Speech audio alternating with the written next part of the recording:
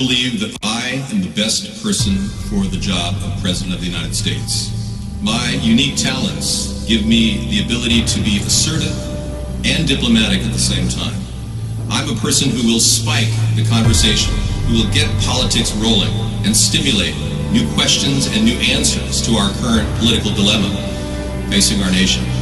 I believe I have a keen understanding of the economy and how to improve where we're at relative to other nations around the world. I believe that our goal at America's Third Party was to create a very strong platform in which would propel the American people forward with new opportunities and a new possibility of creating a better nation, a cleaner environment, and less war.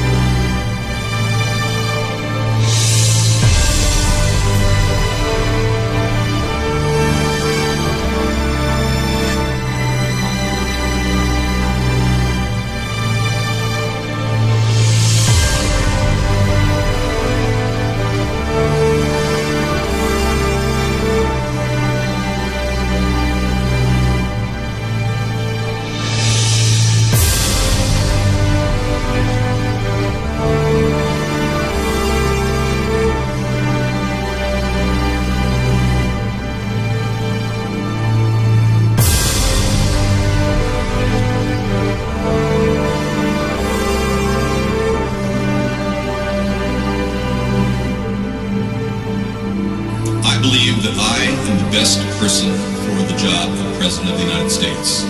My unique talents give me the ability to be assertive and diplomatic at the same time.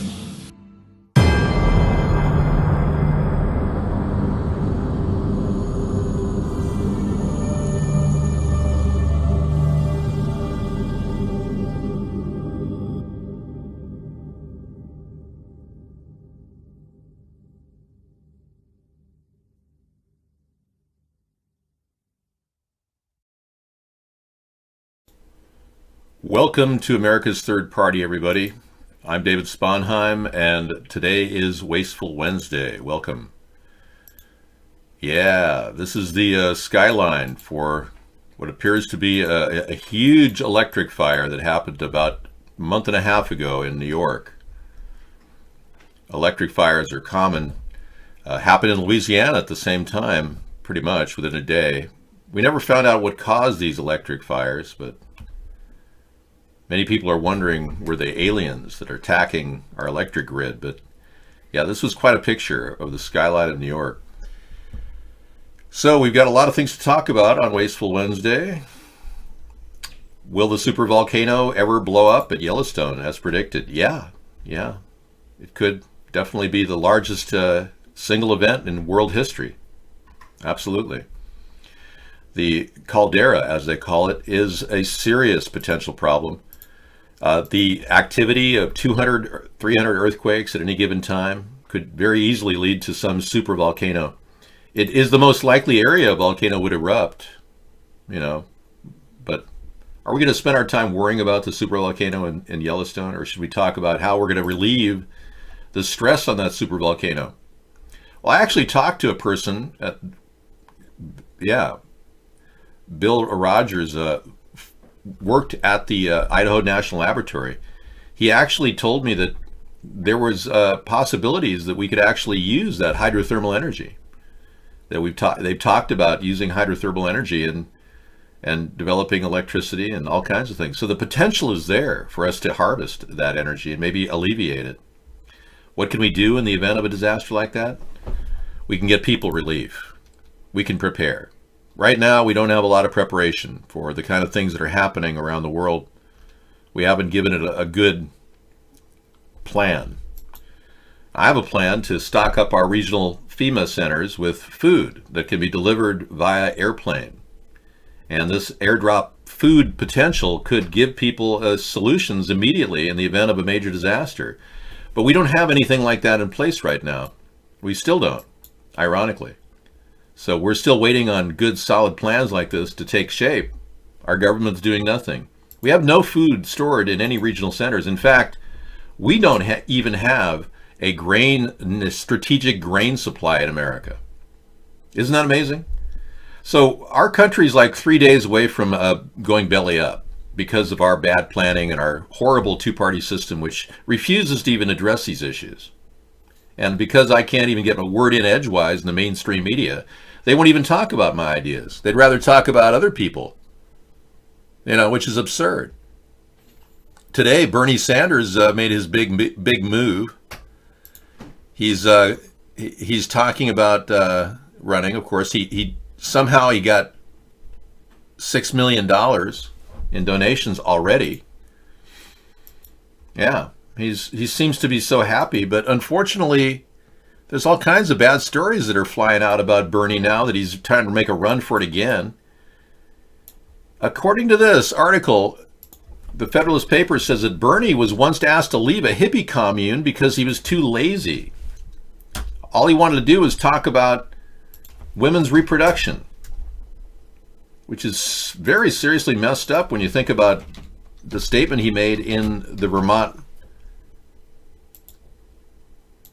paper, the free paper that was put out. He wrote an essay in which he declared that, women, here's an essay on rape.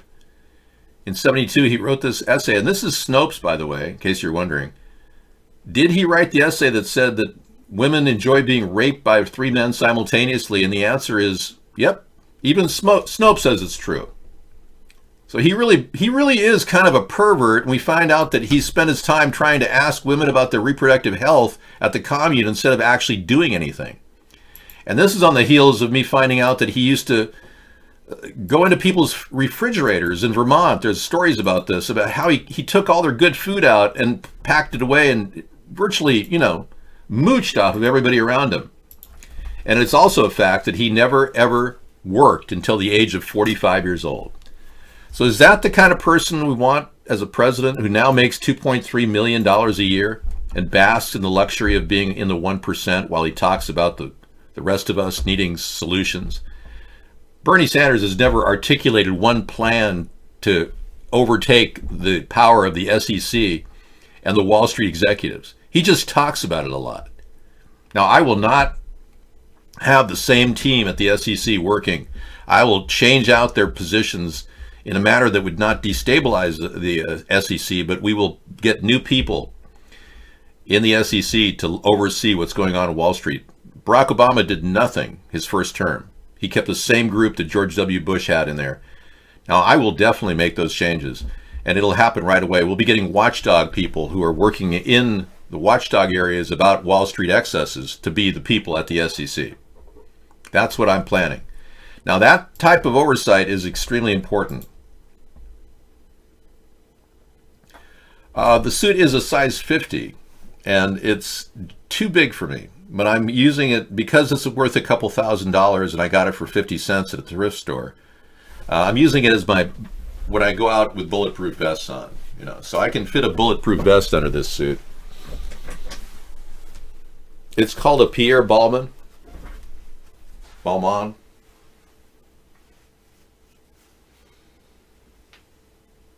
It's pretty nice. I like it. I got it for 50 cents. It was in the rack. I said, is everything there is 50 cents? He said, yeah. So the suit was right there. I said, oh, okay, I'll grab the suit. It's a $2,000 suit. I'll take it for 50 cents, sure. You still like Ike? Yeah, Eisenhower's no longer running. In fact, I think he's gentrifying in his casket. His daughter his granddaughter, she should run. Yeah, you might like her. The granddaughter of Ike, Dwight D. Eisenhower, actually claims that there was a program to send people to the Mars. She's made some pretty amazing statements, which many people often wondered, is this for real? I mean, did we really go to Mars? And apparently she believes that we did. Laura Eisenhower.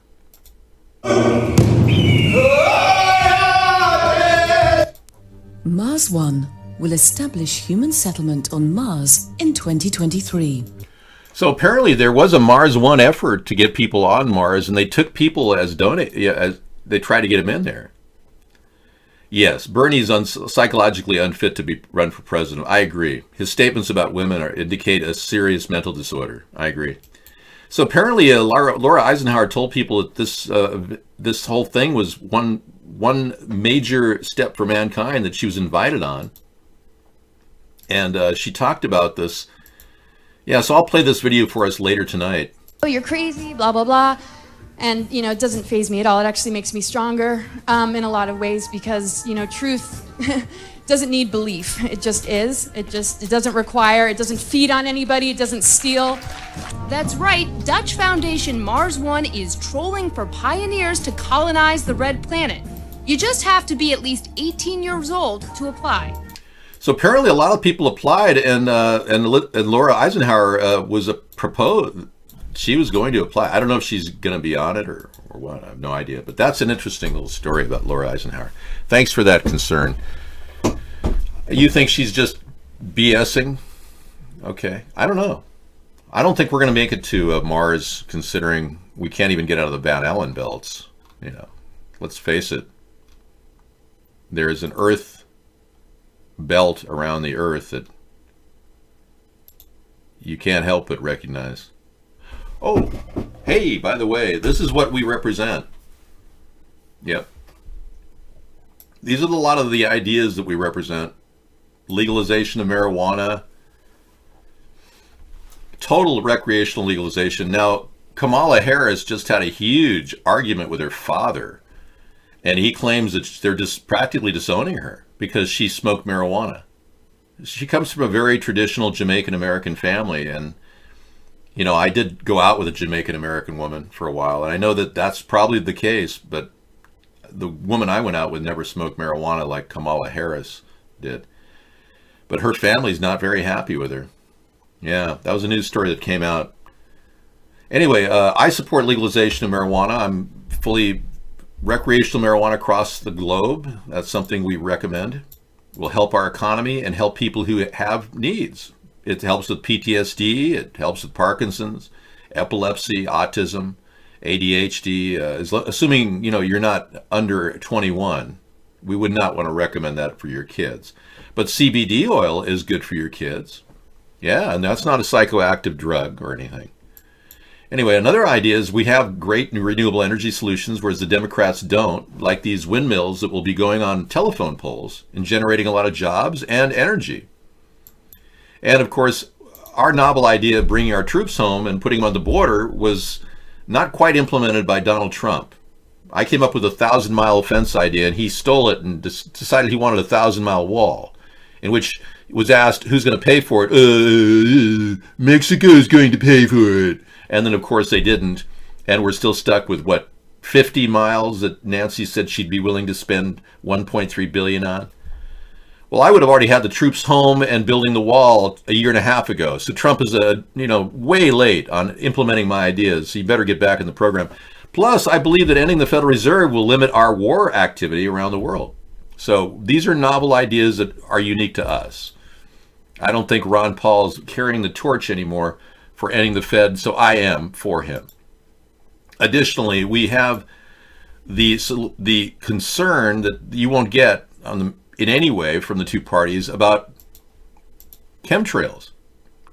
Don't forget, these are potentially dangerous things that we're breathing and could very well be the reason why our global climate change is taking place. The Democrats, Republicans will refuse to talk about this endless chemical spraying that's going on in our atmosphere, and we take it on full on. We'll go head to head with anybody on these issues, and we can prove scientifically that this is happening and it's destroying our entire environment. So thank you for coming in, everybody, and talking about politics with an alternative view. The alternative view of David Sponheim. And the third party that we're creating is something that you could get behind.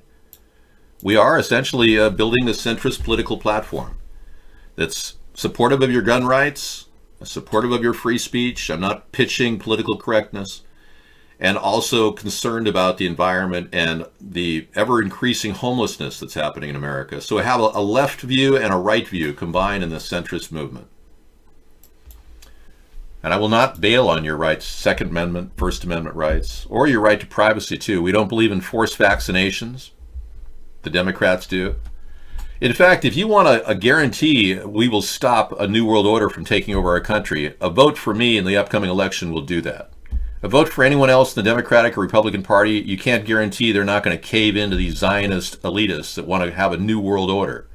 Both Hillary and Obama and Trump all sucked butt to get AIPAC funds to get elected. I won't do that. Okay. All right, thanks for coming in. What about LGBT privileges? Yes, all of the privileges you've had in the past will be continued, but I can't cater to the LGBTQ plus movement. I'm openly not catering to the LGBTQ plus movement, but I will honor your position in the military as a transgender. I won't kick you out if you're gay. We will encourage people to join even if you are gay. That's the difference between me and Trump. Trump wants to rewrite the laws on that. And that's a problem. In fact, his plan to decriminalize homosexuality is being pitched around the world. This is weird because Trump is one of the toughest on gay rights, and he's simply using that as a tactic to get notoriety. Believe it or not. His plan to decriminalize homosexuality is an old racist tactic. The administration is set to launch a global campaign to decriminalize homosexuality in dozens of countries where anti-gay laws are still in the books, but based on his record, he's the worst. He's banning transgender military. He's actually trying to ban LGBTQ people from taking a 2020 census, which is illegal. Every head needs to be counted to be within the constitutional requirements. And Trump wants to go against the Constitution and not count transgenders. Can you believe this guy? Yet he's running around pretending to be, so concerned about gays worldwide. What a joke. I'm just not going to cater to the LGBTQ community like the Democrats. That's the difference. But I will honor your anti-discrimination laws that are currently in place in the government. Trump's trying to change those. He wants the people to be discriminated against in government offices. Oh my gosh, he found a number he could come in. Nope, sorry, buddy. You're out of here. Yeah. Don't bother coming back. We'll ban you as you come in. We found out some guy's been attacking our show and saying very untoward things toward Sarah when she comes on the show, and I just found out about it, so I had to permaban him.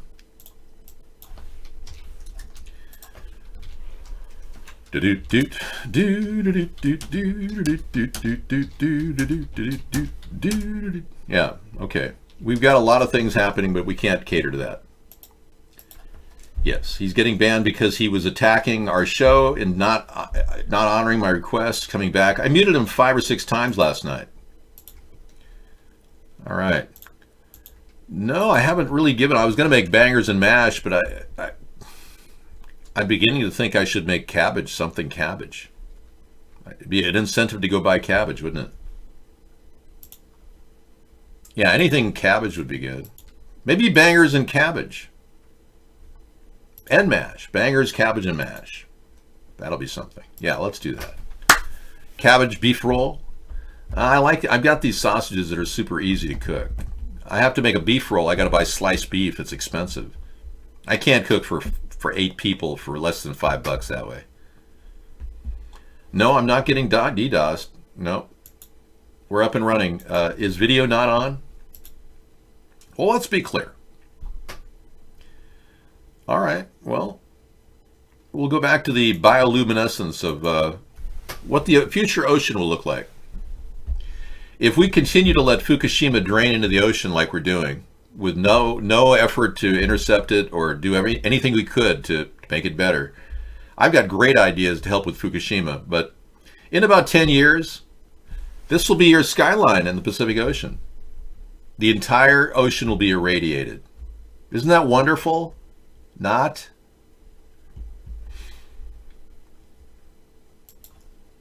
Okay, well, apparently we're being knocked off the internet.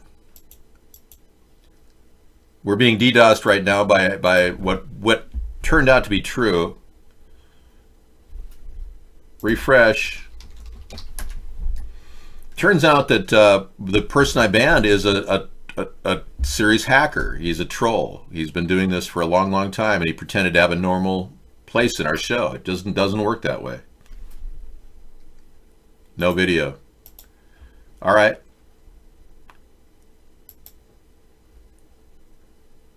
Try now. Refresh, yeah. All right. Is that autofocus on? It is. Wow. Okay, apparently I'm being hacked.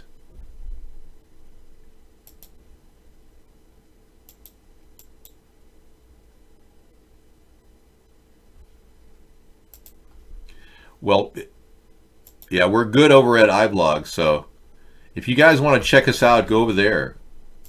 Yeah, there you go.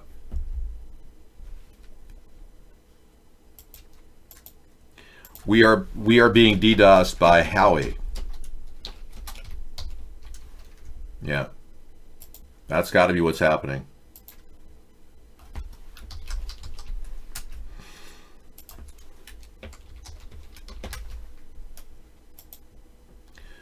Okay, and no video still? Okay, let me go check my site. Yeah, this happens all the time.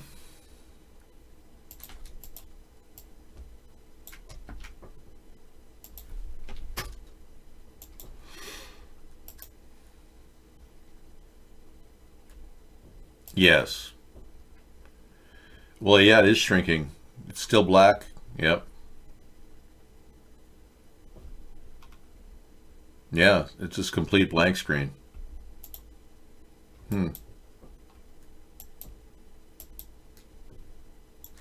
Yeah, I'm off air over there.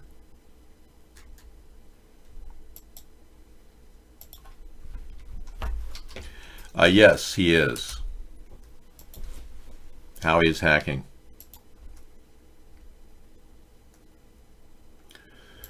All right, so third party is off air still. You can check us out over there. Thanks, Cal Worthington. Yeah, if you're having a problem getting into the show, you feel free to check us out over to iVlog. We also have Periscope.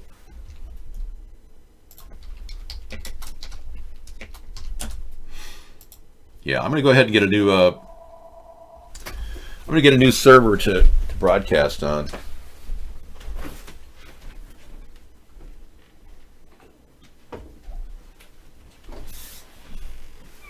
Yeah, if I get a new ingest server, it'll be better for me. I'll do that.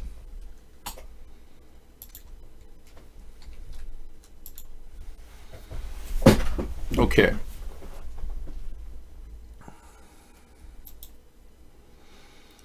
All right, this shouldn't take me too long.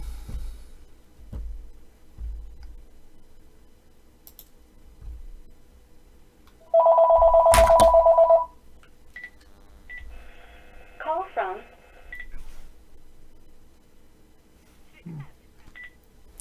That caller's been blocked. Okay, let's try a different ingest server. We'll get around this. We've done this many times before. It shouldn't be too big of a deal. Yeah,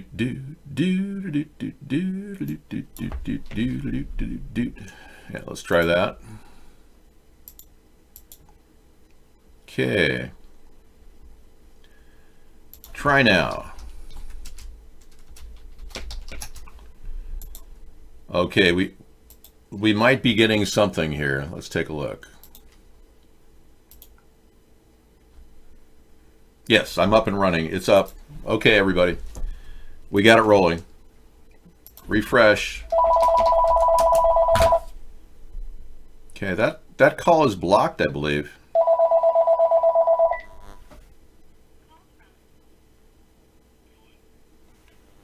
No, we don't take calls from you, Jason.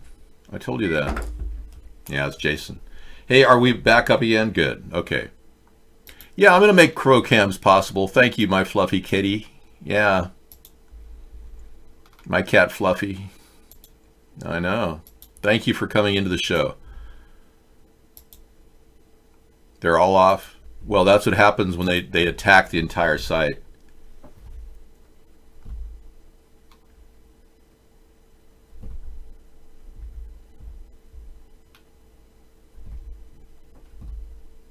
Okay. Okay, we're pretty sure Dirty Suit Man is in there.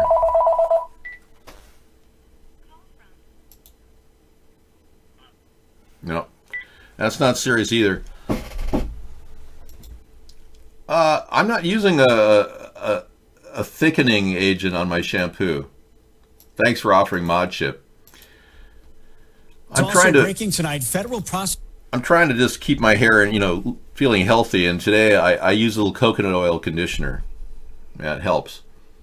Coast Guard lieutenant compiled a hit list of lawmakers, including Senator Warren. A guy was attacking the Democrats and journalists. Let's take a look at this story. Yeah. Prosecutors say that a Coast Guard lieutenant planned to kill several prominent Democrats and journalists before being arrested last week in Maryland. And as CBS News' David Martin reports, one of those Democrats was Massachusetts Senator Elizabeth Warren. The motion to keep Coast Guard Lieutenant Christopher Hasson in jail until he can be brought to trial warns that he intends to murder innocent civilians on a scale rarely seen in this country. It quotes a draft email in which he says, "I am dreaming of a way to kill almost every last person on the earth. Start with biological attacks, followed by attacks on food supply. Institute a bombing sniper campaign." When federal agents searched his basement apartment in the suburbs of Washington, they found 15 firearms and over 1,000 rounds of ammunition. They also found a hit list, which reads like a who's who of liberal politics. Speaker of the House Nancy Pelosi, Senate Democratic leader Chuck Schumer, and presidential contenders Senator Kirsten Gillibrand, Elizabeth Warren, Kamala Harris, and Cory Booker. The list also includes television anchors from MSNBC and CNN. According to court documents, Hasson, who once served in the Marines, described himself as a longtime white nationalist who supports the idea of a white homeland. He read the writings of a Norwegian domestic terrorist named Anders Breivik, who 8 years ago went on a rampage which killed 77 Norwegians, many of them teenage summer campers. Officials say they believe Hasson was not just fantasizing, but was serious about carrying out his plans for mass murder. He is scheduled to appear in court tomorrow. David Martin, CBS News, The Pentagon. Thank you, David, and we certainly hope that these types of activities will be monitored by our military in the future. We probably have a better handle on the social networks of people in the Coast Guard than or in any other military. We do have an obligation to make sure that these people are not going to hurt anybody. Yeah.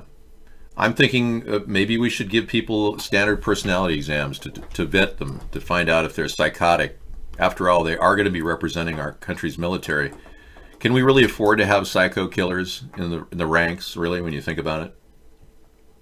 So personality tests are oftentimes given to people in elementary school education jobs. Sarah had to take one. I don't know if high school, but apparently they have to take they can figure out right away if you have a personality disorder and, not hire you based on that. They kidnapped an Amish guy and threatened to kill his family if he didn't admit to plotting a terror attack. Really? Well, there's evidence that there's some FBI involvement in the false flaggery that's been happening. A couple of children who have been suffering from mental retardation have been solicited by the FBI to be, turned into a terrorist. So if that's happening, we need to get to the bottom of that. I'm not, and we don't allow anybody who would support Breivik here. That's a bannable offense. I'm so sorry. Yeah, Anders Breivik killed 77 young ethnic minorities and one amazing nephew of King Harold. King Harold actually lost his nephew at that event. And Anders Breivik is only going to get 25 years total. I guess he'll be out in about 15 years now. They made a special place for him. Kill 77 people and get out in 25 years in Norway. How about that? Talk about a liberal government. Oh my goodness. What a mess. And what are these? Upload links? What's happening here? Skip tracer? What are you sending, Cal? You're sending upload screenshots from Skip Tracer on Ghost? What's your deal with that? Yeah. You looking for trouble? Yes, Breivik's prison cell is 2,000 square feet and has TV and a PlayStation. Yeah. The Norwegians are really nice to their mass murderers. And you know what's really weird about that?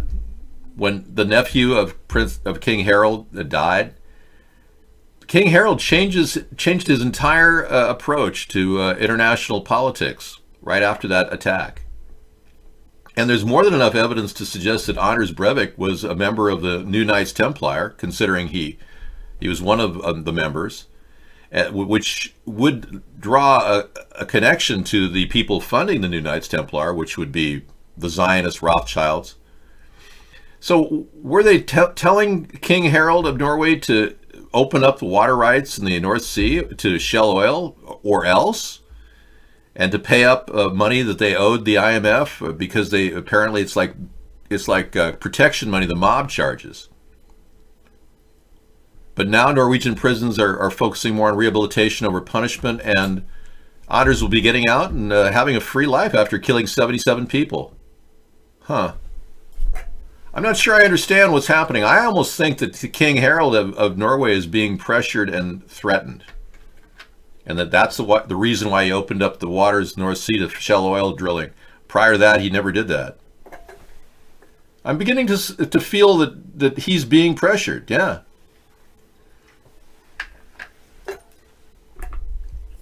Okay. Well, in no way would you let out a mass murderer ever in our country. We would give them lifetime prison sentences. I think 60 of them were doled out to the Green River Killer, Gary Ridgway, a man who killed allegedly 57 women that they know of.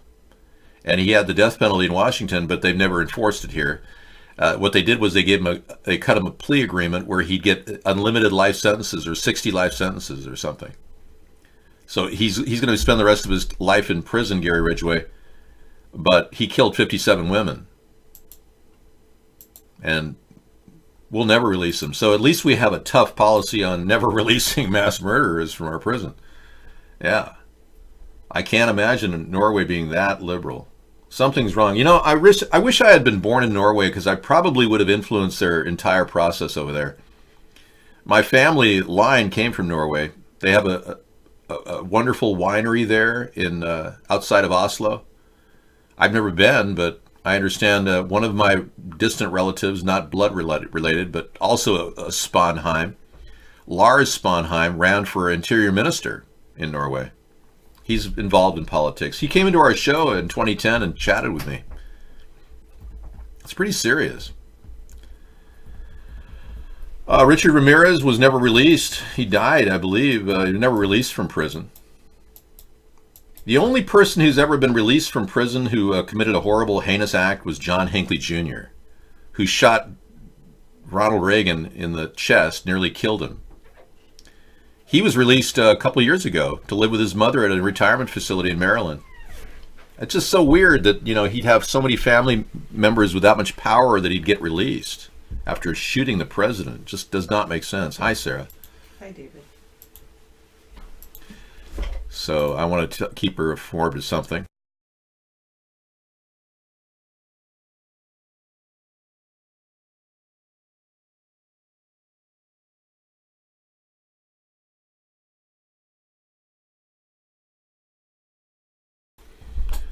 Yeah, it was just... Did you see that picture of Bernie Sanders today? We had Bernie Sanders on demand. Fortunately, I can say no. Oh, good. I have a picture of Sanders accepting his $6 million donations that he just got. Yeah. I don't think we need to talk about Bernie Sanders. He's got so many bad things happening that talking about him kind of drags us down. No, Joe, that's not true. Well, Bernie bought a brand new Audi R8 with the money he got from Hillary to throw the election. And apparently he got two $600,000 houses he purchased from that time period. And he's made $2.3 million a year since he ran in 2016. So he's really in the 1%. He's not going to represent average people, I assure you. Okay, so Sarah's been on a daily job. It's very difficult, and I'm asking her to do yet one more thing, and it takes time. I'm going to go make a little dinner, and I'll be back shortly. So let's get a different background for you. We'll go to the electric grid. Thank you, Sarah. Thanks, David.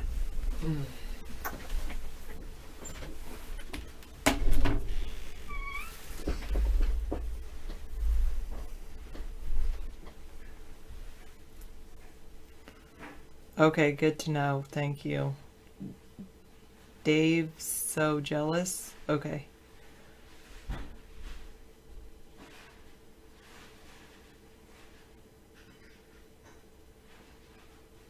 I do like honest people.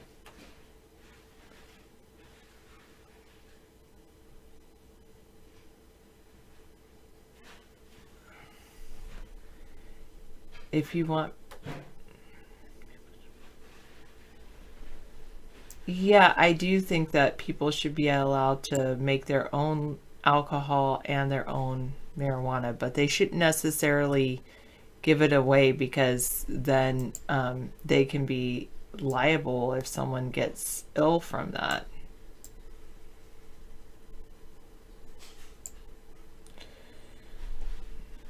Hello, Winchell. Thanks. I know somebody was commenting that they wanted me to wear the red scarf yesterday, so I'm wearing it tonight.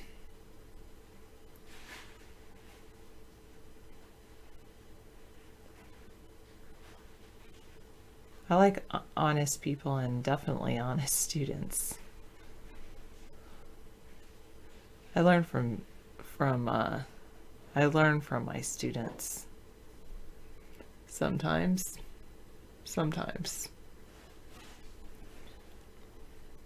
Okay. Oh, that's a cool jacket. When you get to see your favorite family members, your favorite nieces. Spending time with family is very important. That's very cool, Jacket Pockets.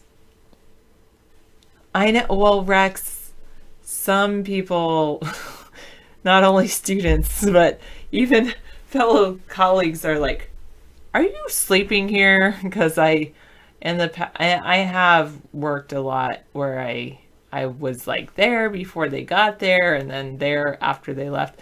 I'm getting better about not working so hard, but it's difficult because I feel like I need to prep for the next day, and I feel like sometimes I just like, I even told some students today, I feel like I have to go on to get them to a next class or get them to clean up for the end of the day. And then if I'm cleaning up after them because I'm like, oh, I've got to get them out the door, then I clean up after them, and then I don't have time, that the time that I spent cleaning up after them, I could have spent prepping to have engaging learning experiences for them, and then it just spends more time.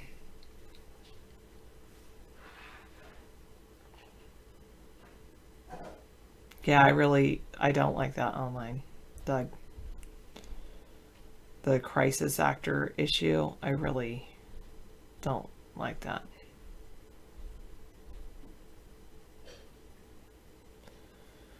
Yeah, and I have taught older students and tried to teach the role of the USA in history, and the role of, one of the cool things is the role of English and how English has evolved and how that relates to history. I actually really like that.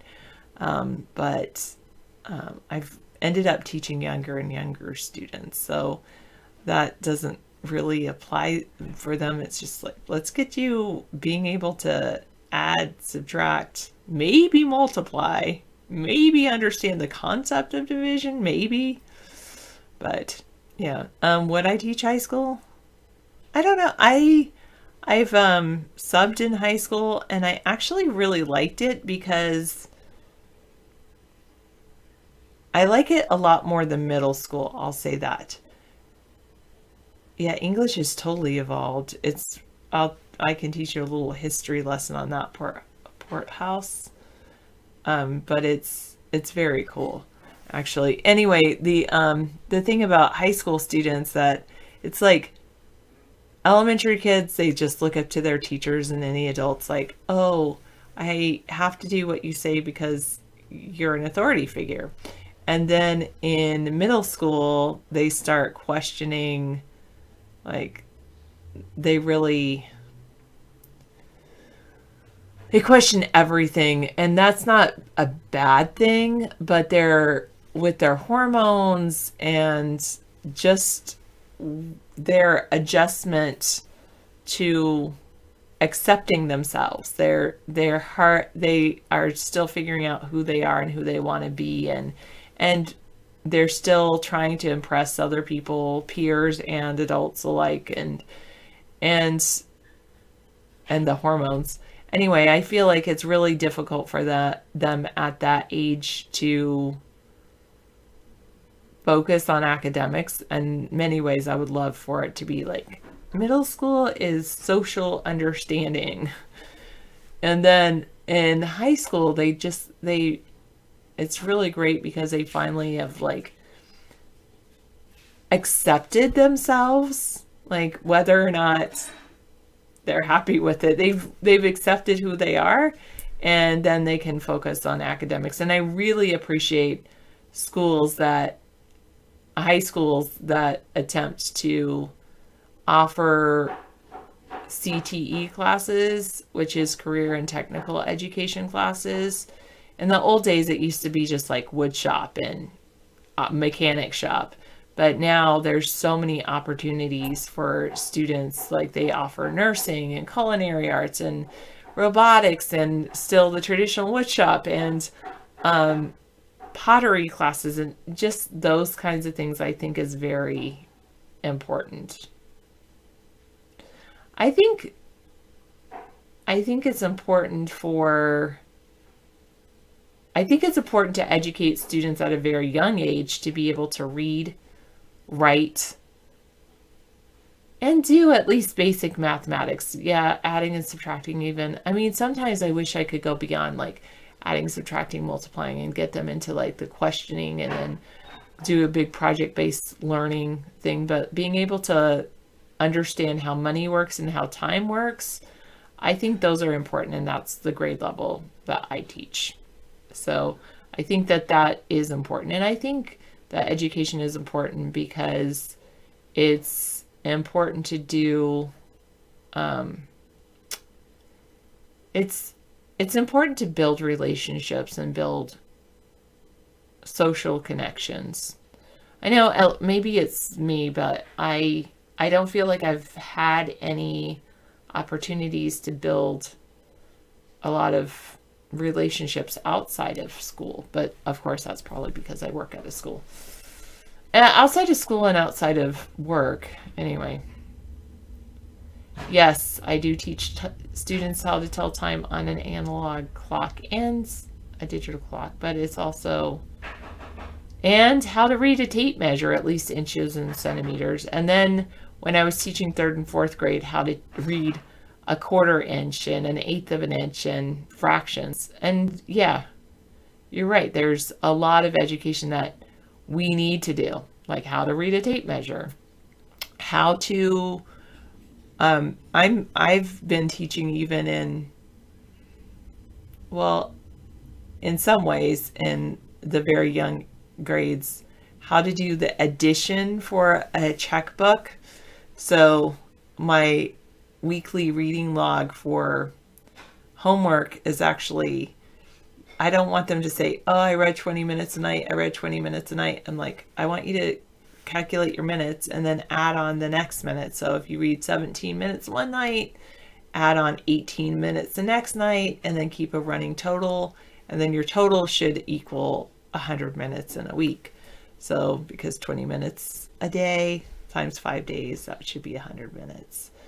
That's really, and I've tried not to, I used to be a teacher that would overdo homework, where I'd be like, you have like a stack of homework and a whole homework packet.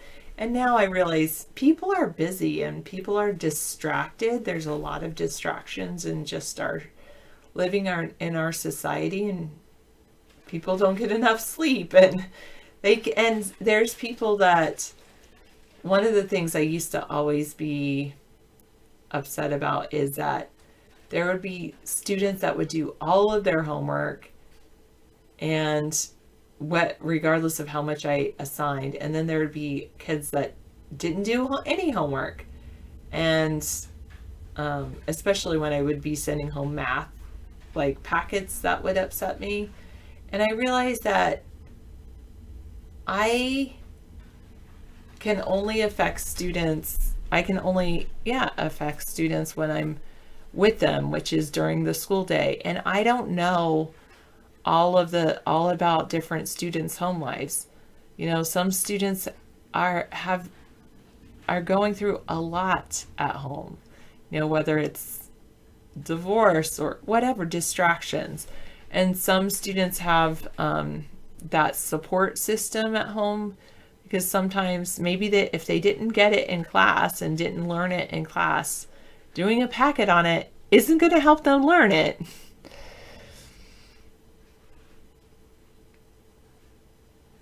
You think a good extra credit product is have kids bake cookies or brownies, and who correlates keeping the time and measurements. Yeah, and I mean, there's fractions involved with baking. There's so many different things that are really involved, which is great. You love American history. That is very good. I like a little bit of history. I will have to say, I kind of felt like history wasn't my favorite subject. I had some pretty good. Oh, this is great.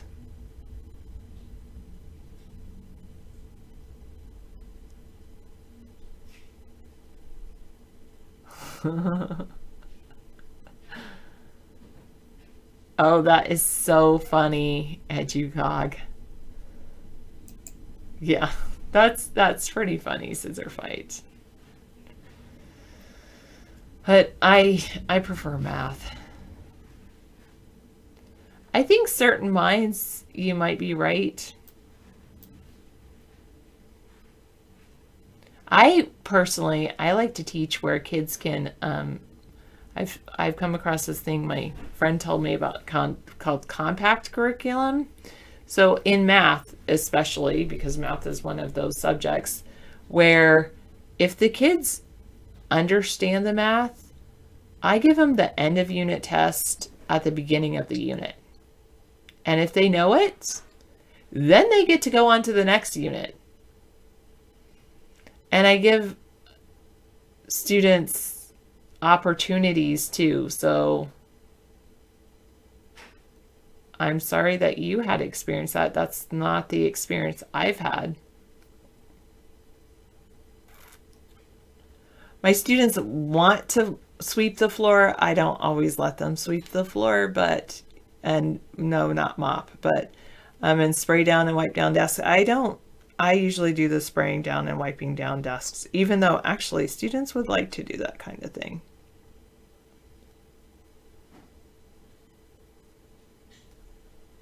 Well, I'm so sorry you had such a horrible experience. I've had good experience, and I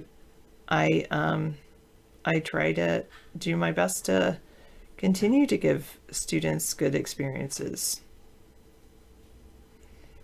I haven't experienced what you have. Yeah, my experience is probably different than than other people. I don't know about most people but than other people.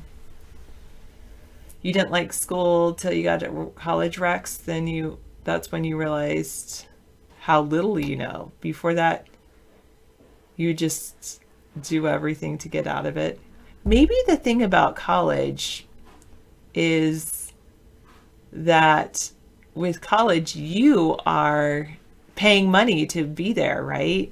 You're putting in the effort, and it's a choice to go to school. And I know some fellow educators might not agree with me, but I actually think providing students choice and providing students to show competency is very valuable, because just as in that we demand more of younger and younger students, so they have like the whole thing is kindergarten like the new first grade, because they demand basically what they used to demand in first grade, they now demand of kindergarten students. They I don't necessarily think it should be a requirement that kids go through all years of high school, especially if they can show competency. And really, what is education? Education is designed to help students in their future life. And so if it's not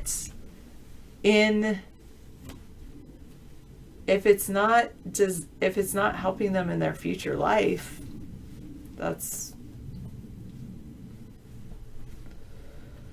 then that should be rethought. And I'm glad that in many ways it has been rethought recently.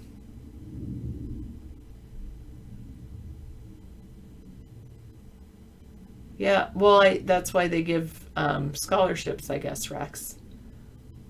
And then they do things like loan forgiveness. Part of me likes loan forgiveness, but I guess I'm fortunate that I didn't have to take out loans to do school. I think I chose a good profession for me. I think, each person can choose their own profession, and I agree that, you can judge me and think I did horribly or whatever.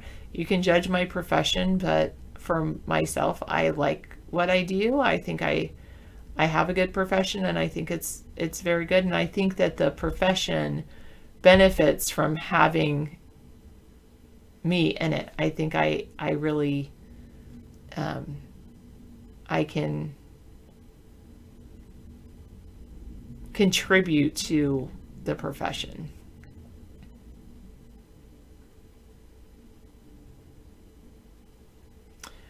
If I have a student that needs more academic support, Real Magoo, I provide as much academic support as I have time to provide them. And sometimes it's not academic support, sometimes it's emotional support. I do what I can to help my students. Well, I'm sorry to hear that.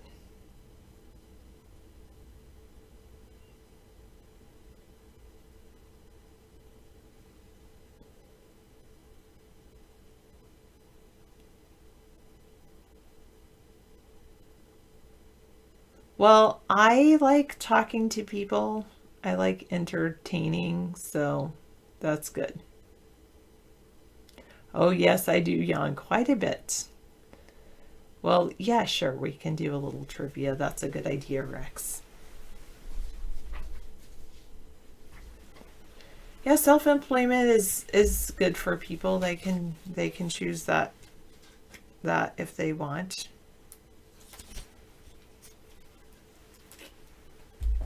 Okay, we're working on the letter O. You're right, I haven't done trivia in a while. And we're working on technology. What is the unit of electrical resistance named after the 19th century German physicist?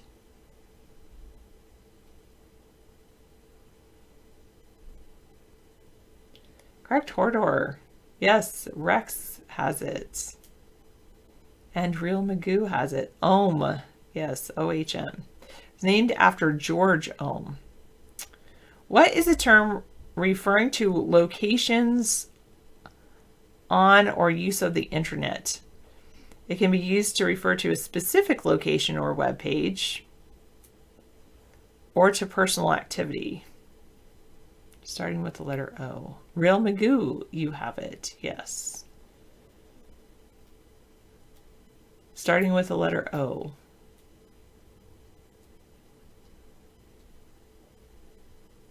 Thug, it's actually your first part of your name.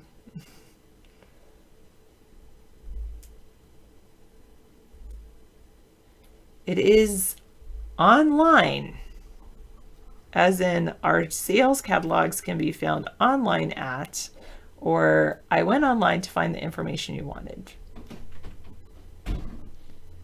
Well, this is an older book, Steve, so. What is the software that allows computer users to run applications with the hardware of a specific system?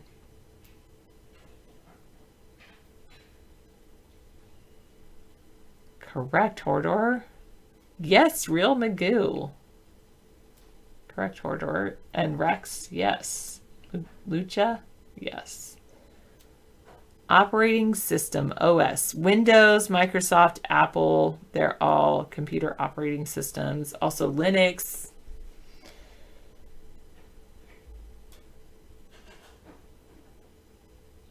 All right, we're no longer on the letter O. We're on the next letter in the alphabet. I'm sure you learned that from a teacher.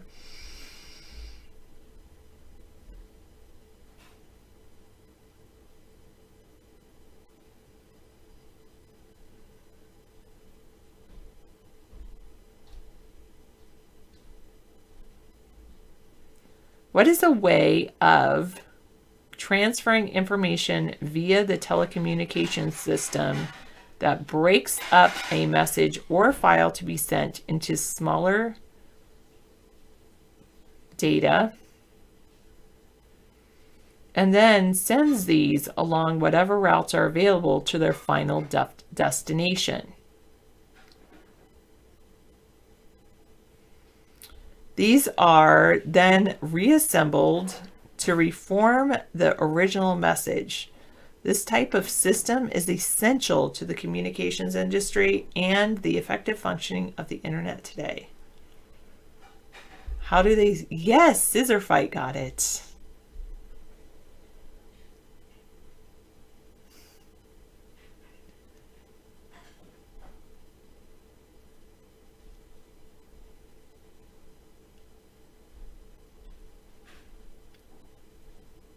Okay, Bengalitis. It is packets. Packet switched system. What is, actually I'm going to not say what is. It's packet switched system, yes. I accept packets.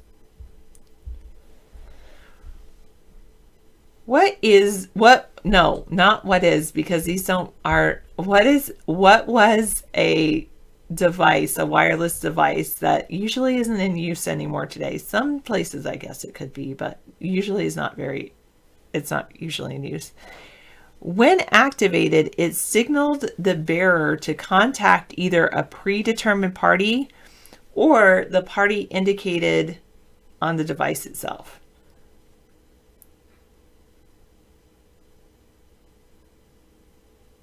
Yes, Real Magoo. Okay, you're right, 669. It's sometimes called that. Yes, Hordor. Yes, you're right, Porthouse. Sometimes it's called that. It is a pager. It was often called a beeper for the annoying beeps some pagers use to alert their owner. Yeah, pagers aren't really used anymore. Sometimes they still use them in like really busy restaurants I've seen where they're like, instead of take a number and they don't have to call the number on a system, they'll be like, here, you can hold on to this pager and we'll call you when your table's ready, or, you know, if you're maybe hotels or something. I don't even know what that is, Howie. What is a 20 piece? What is that, chicken nuggets or something? What does that mean? Is that alcohol? I don't know what that is. So, no, I don't think so, because I don't even know what that is. Oh, yes, and pagers are still used by EMS and the fire departments.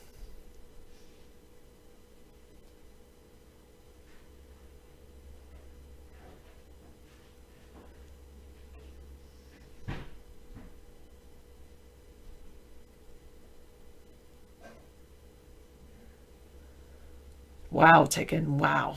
That's all I have to say on that one. What is the use of many different computer processors to work on different parts of a problem simultaneously? This is one way of increasing the speed at which computers can work, with each processor working on a part of a larger problem.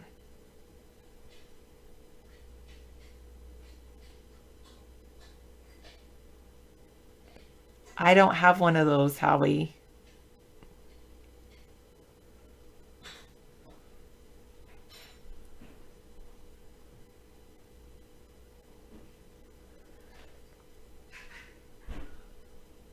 It's starting with the letter P, people. The SETI project the SETI project introduced this type of system that allows individuals to use their personal computers to analyze data and assist in the search for extraterrestrial life. Yes, Dr. Meow. How are you? I feel like I haven't seen you in a few days. You've been busy visiting friends and family. Parallel processing. Parallel processing.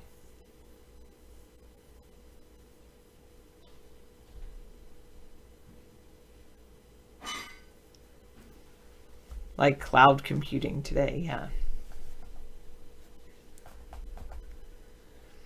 What is a supplemental power plant that operates only when the demand for power is high? These supplemental power plants often run on natural gas.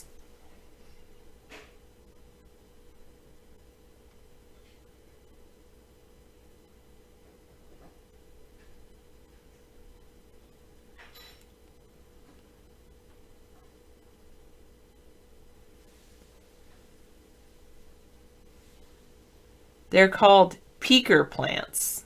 Peaker plants. When the electricity has reached a certain peak, they need a peaker plant. What is any part that is separate from a computer's CPU? It could include a printer, a keyboard, a mouse, even a monitor. That's anything that's not connected to the CPU directly. Correct, Real Magoo, and Rex has it. So does Hordor. Cal Worthington without the spelling, but okay. That's what we're working on this week. The sound of f, but the spelling is PH. Peripheral device.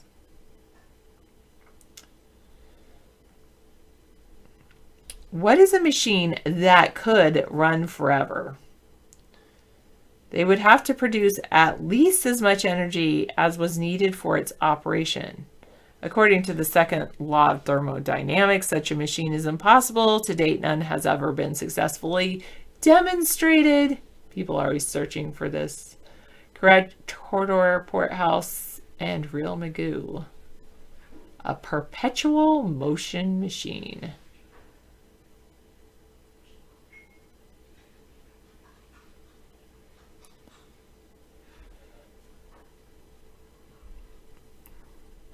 What is a computer typically used in the home, office, or school? It's also a generic... Oh, yeah. Yes, Bengalitis. Correct. And Hordor and Bengalitis.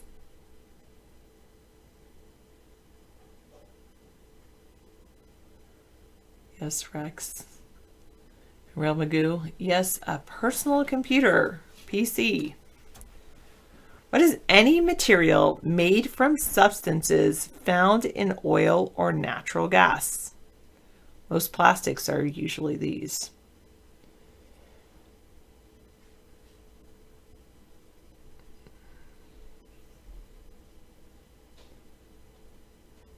Oh, so close. Steve has it very close. He put petroleum.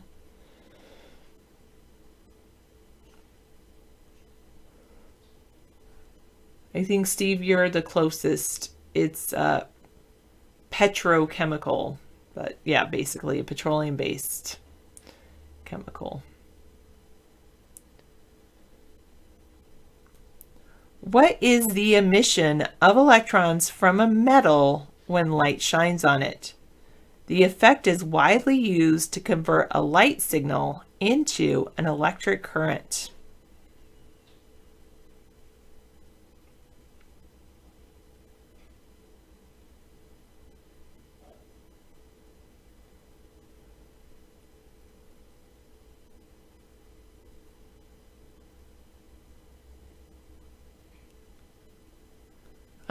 Well, I think Real Magoo must be just down the street from me, Mayak, or something.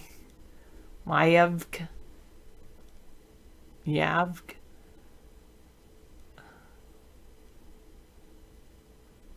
No, David does David does an excellent job. Photo is right, Hordor. Photovoltaics close. They say the emission of electrons from a metal when light shines on it. The effect is widely used to convert a light signal into an electric current. They call it photoelectric effect.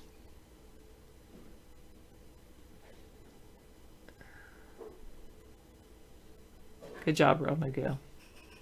He might. What is a combination of computer hardware and operating system that applications must be compatible with?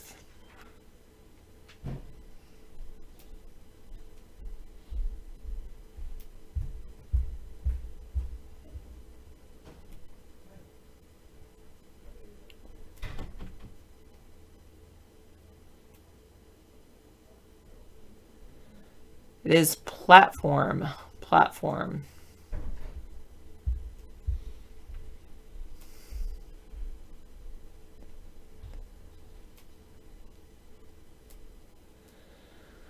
What is a website that provides a gateway to other websites?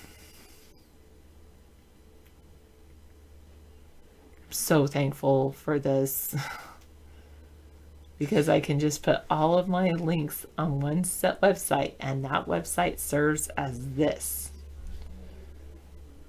Instead of a domain, not a domain or search engine or bookmark. It starts with P. You're going to be like, oh, of course, when I say it.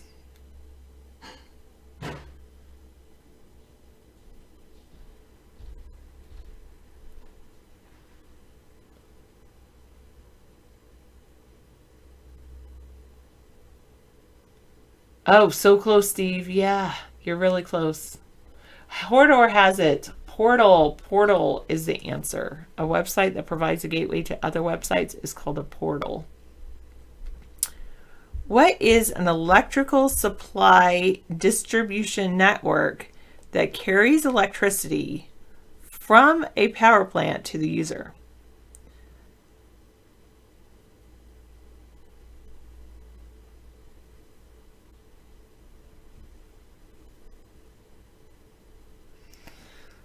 You're pretty close, Romagoo. You're pretty close, Nick. Yes, I'll go for that one, Steve. A power transmission grid. High power transmission lines can carry electricity between local grids in order to balance supply and demand.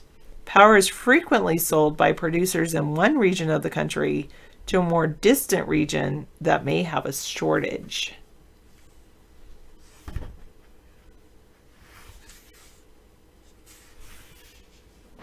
Engineers think of the entire North American continent as a single power transmission grid. Wow, I didn't know that. They think of the North American continent as a single power transmission grid. See, I'm still learning too.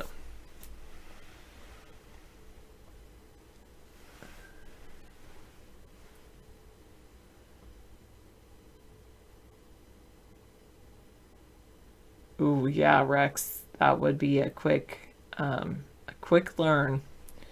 What is a series of instructions given to a computer to direct it to carry out certain operations? Usually the term code is often used to denote large-scale operations. Real Magoo, you are correct. Hodor, you are correct. It is program. And to program is to provide a computer with a set of instructions for solving a problem. I'm not frozen. Sorry, Nick, I'll get into a different category eventually. We're on the letter P. I don't have many letters left in the alphabet.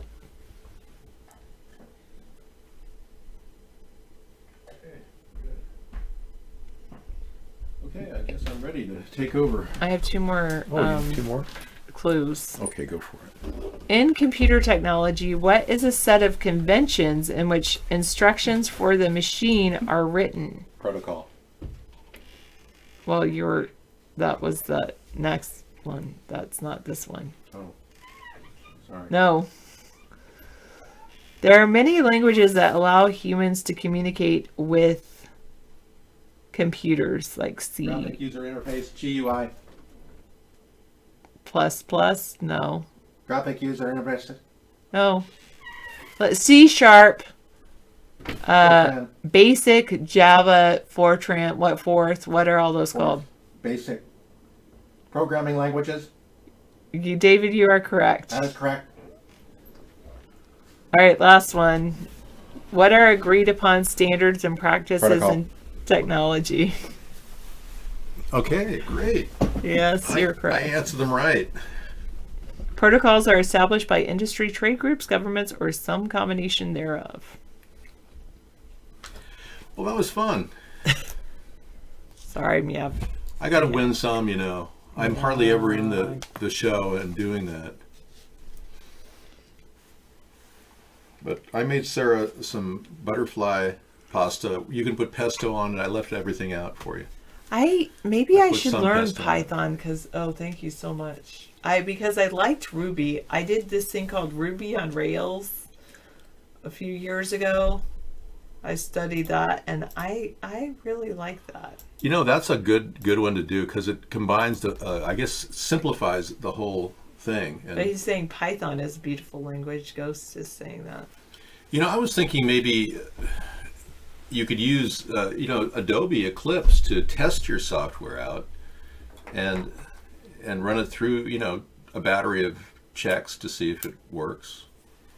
Well, I will tell you, if your wife wants to divorce, I know this person says, help me, my wife wants to divorce. Wow. There's something that you should know. It's by, I think it's Gottman. Basically, if you don't want your wife to divorce you, or husband or whoever, if you want to be in a loving relationship, there's two things that you need to do. One, you need to say at least 5 positive things for any negative thing you ever say about that person that you want to be in a relationship with. And second, you need to offer and give, you need touch, whether it's hand holding. I highly recommend a 10-minute back rub, giving your partner a 10-minute back rub every day. I recommend that too. I think those two things will be able to cement your relationship for the good. Yeah, those two things. And Like the whole thing. If you don't have something nice to say, don't say anything at all. Right. And if you say something mean, you need to do 5 good things to make up for it. That's right. That's a good attitude. It's the 5-to-1 rule. And, the police have that too. For every bad police encounter you have to have 5 good police encounters to make up for it. It's the same relationship. Any relationship. Any relationship. But that's just a rule of thumb, really. All right. Well, thank you very much. That was great. So don't say anything bad to anybody. Then you won't have to do things 5 times. All right. That's good advice from Sarah. It really is. So, the way to get those positive statements is start making a list of all the things that you appreciate about your partner. Yes, there you go. Start thinking of and count your blessings. And say thank you, thank you for making Thank you for making dinner. You're welcome. Yeah, that's a good thing. And yes, always You look look very well dressed tonight. I like it. Yeah, well, I'm wearing that 50-cent suit I got at the thrift store. It's kind of cool. It's worth $2,000. It's a size 50, but it's a Pierre Balmain. And I plan on wearing it with my bulletproof jacket someday, so I keep the looseness there in case I need it. All right. I'm not going to get a fresh suit. No. This is fresh enough for me, Nick. Nicolas Cage, I unbanned your friend. Yeah, Jake Gyllenhaal. All right.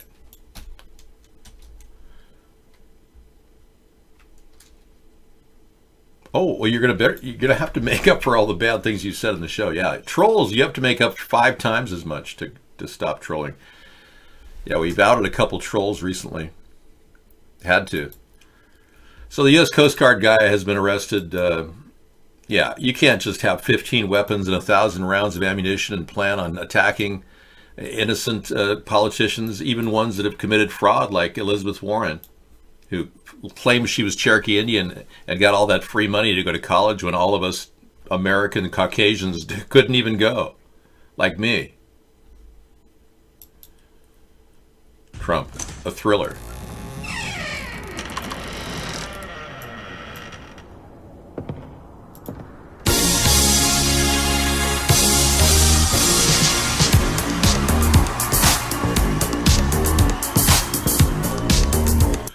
I can't play that song or Sony Records will monetize the show. But I will play it later. Looks like somebody spent some time on it. All right, good for them. We'll play that in our show later. Yeah. I don't know what's wrong with Vaughn Chat. It's got a lot of trolls in there that are ingrained from the T. Rucker days, and they can't seem to stop it. They keep doing that. Vaughn Chat is down. Hello. You just can't get in. Yeah. If you've been stuck there for a while, is everybody locked up on Vaughn Chat? Am I the only one? Mixed with? No. It's up. Okay, let's check. Did Joe Biden announce he's going to run for president yet, or serial groper? Which is it going to be? And to the U.S. Senate as well for their trust and confidence. I've got a lot of thanks to give out here. First and foremost to my perfect wife, Stephanie.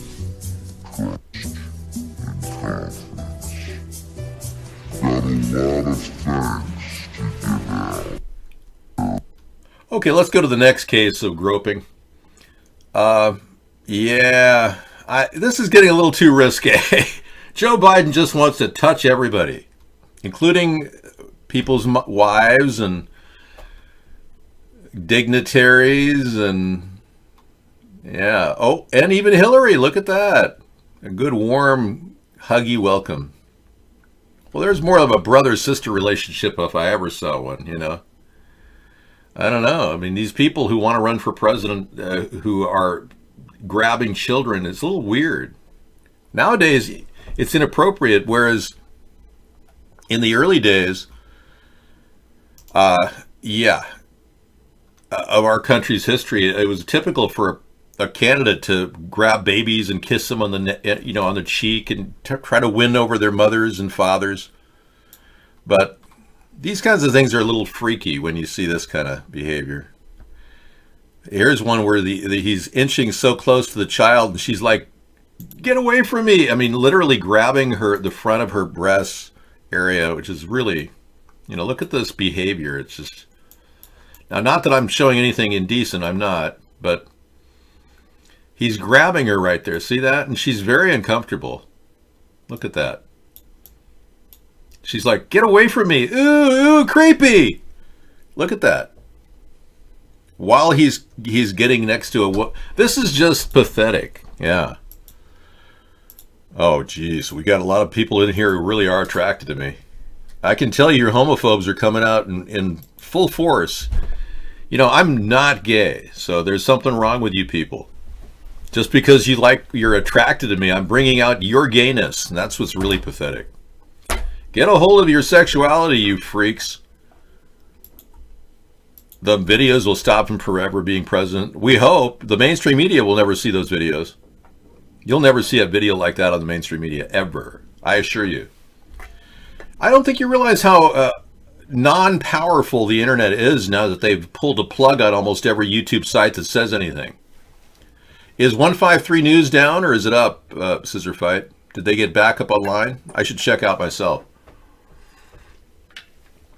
Well, it's a serious problem. If you want to look at all the special moments of Joe Biden and all these children and wives of dignitaries, check out that site right there.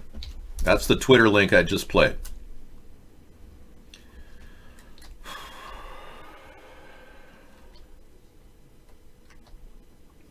Yeah.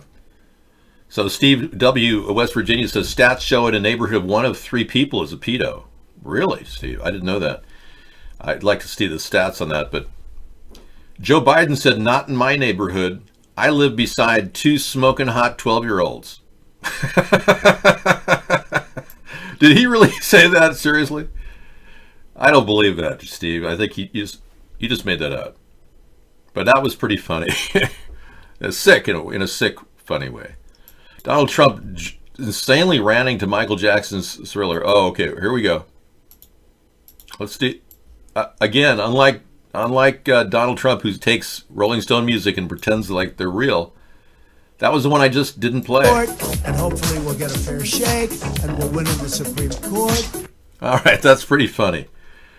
Well, we'll play that later. Yeah, because as you know, we are going to be facing monetization otherwise. I can play in the background, though. In the background of your mind. Vaughn is not doing too well. Chat is difficult, yeah. Joe, Nick, I told you guys, you're going to violate both of your contracts with your agents if you keep talking in this chat room. Yeah, I've got Steve on speed dial here, and he's going to get back to you, and he'll probably up your rate. Yeah. And they're going, how did he know my agent's name is Steve? Almost all agents are named Steve, Nick. I know. You love CAA for ICM? Uh-oh. Cal Worthington and his dog spot. Oh, no, please don't put that crap here, Cal. Please. Do I have to mute you? Okay, I'll unmute you, but don't do that again. We have enough problems with, some people reacting to being harassed on the internet. Some people make fun of Laura Eisenhower because she wanted to, go to Mars. And gosh darn it, if she wants to go to Mars, you go, girl. And at first, when I heard the term going to Mars or a Mars colony, I thought it was something way in the future, some great idea that was going to become more public. Mars One will establish human settlement on Mars in 2023. What would it take to get you to leave Earth forever? And I didn't really understand the roots of it, or why I was even involved or even asked. Our requirements are very different from those of the normal astronauts. Lift off, space shuttle Atlantis. So I've often wondered, if we were offered a trip to Mars and she took it, she'd be getting on board that plane in about a year or so, or a couple of years. So I just think NASA has wasted $17 billion a year for how long now? 20, 30 years. And Scissor Fight and I were talking about, the expense of their photography studio to fake the moon landing. That's got to be, and then the ISS fake screens, the green screen stuff, that's got to be expensive. I just want a good old-fashioned view of the Earth, A fake view of the Earth. That's what I'm looking for. Nothing special, just a nice, fake, painted picture of the Earth. I'm glad, because I believe in the Earth. I believe it's a globe. But I'm not so sure it is so difficult to get out of our atmosphere that we've got Van Allen belts that are preventing us from reaching beyond a certain length outside of our ionosphere. So I'm more inclined at this point, since we haven't been back to the moon in 50 years, to take on that third-party outrageous belief that we didn't go to the moon. Yeah, so you can count me in among the moon doubters, but I still believe in a globe Earth. Don't get me wrong. We're being misled by the CIA when they try to push flat Earth stories with moon hoax stories, and it's very disturbing. They try to add flat Earth to the moon hoax, and the moon hoax has credible roots. We haven't seen an authentic picture of the moon landing ever. And I'm more than willing to take on some of the tougher conspiracy theories in my daily show. But I'd be one of those last holdouts too, because I refuse to believe that we didn't go to the moon up until about 2016, right around then. And this is the one thing that you can't really justify when you see these kinds of things. A fake moon landing. Here it is. Port stage, push. Engine arm is destined. Okay, I'm going to get the pro. 99, proceeded. 3, 2, 1. Ignition. Right away, Houston. Vector good. Ag thought.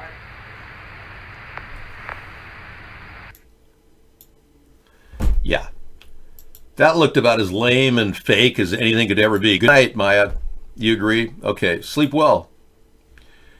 We've also got other concerns here on Earth that you flat earthers better start realizing. You know, we've got bigger problems.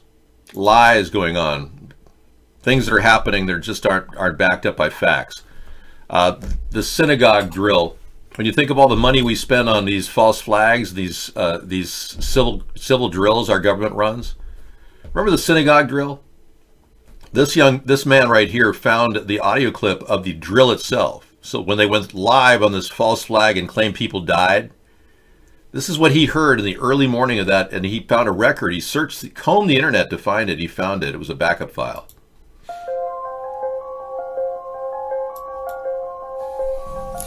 Hey everyone, Dallas Goldbug here. I have some audio for you that is amazing. This is about the synagogue shooting that just took place. The audio archives for the dispatch for that location have been modified. Where the people were talking, there's been static overlaid over top of it. But that's fine. That just shows that they're trying to lie to you. But what they forgot to do is they forgot to look in the archives in the adjacent areas. I combed through those archives and I found an official saying that they are conducting a live fire exercise. At 9:40, this was said. This is before the event took place. You will hear it with your own ears, and you will hear the official say it loud and clear. So don't let them get away with this. Hold them accountable.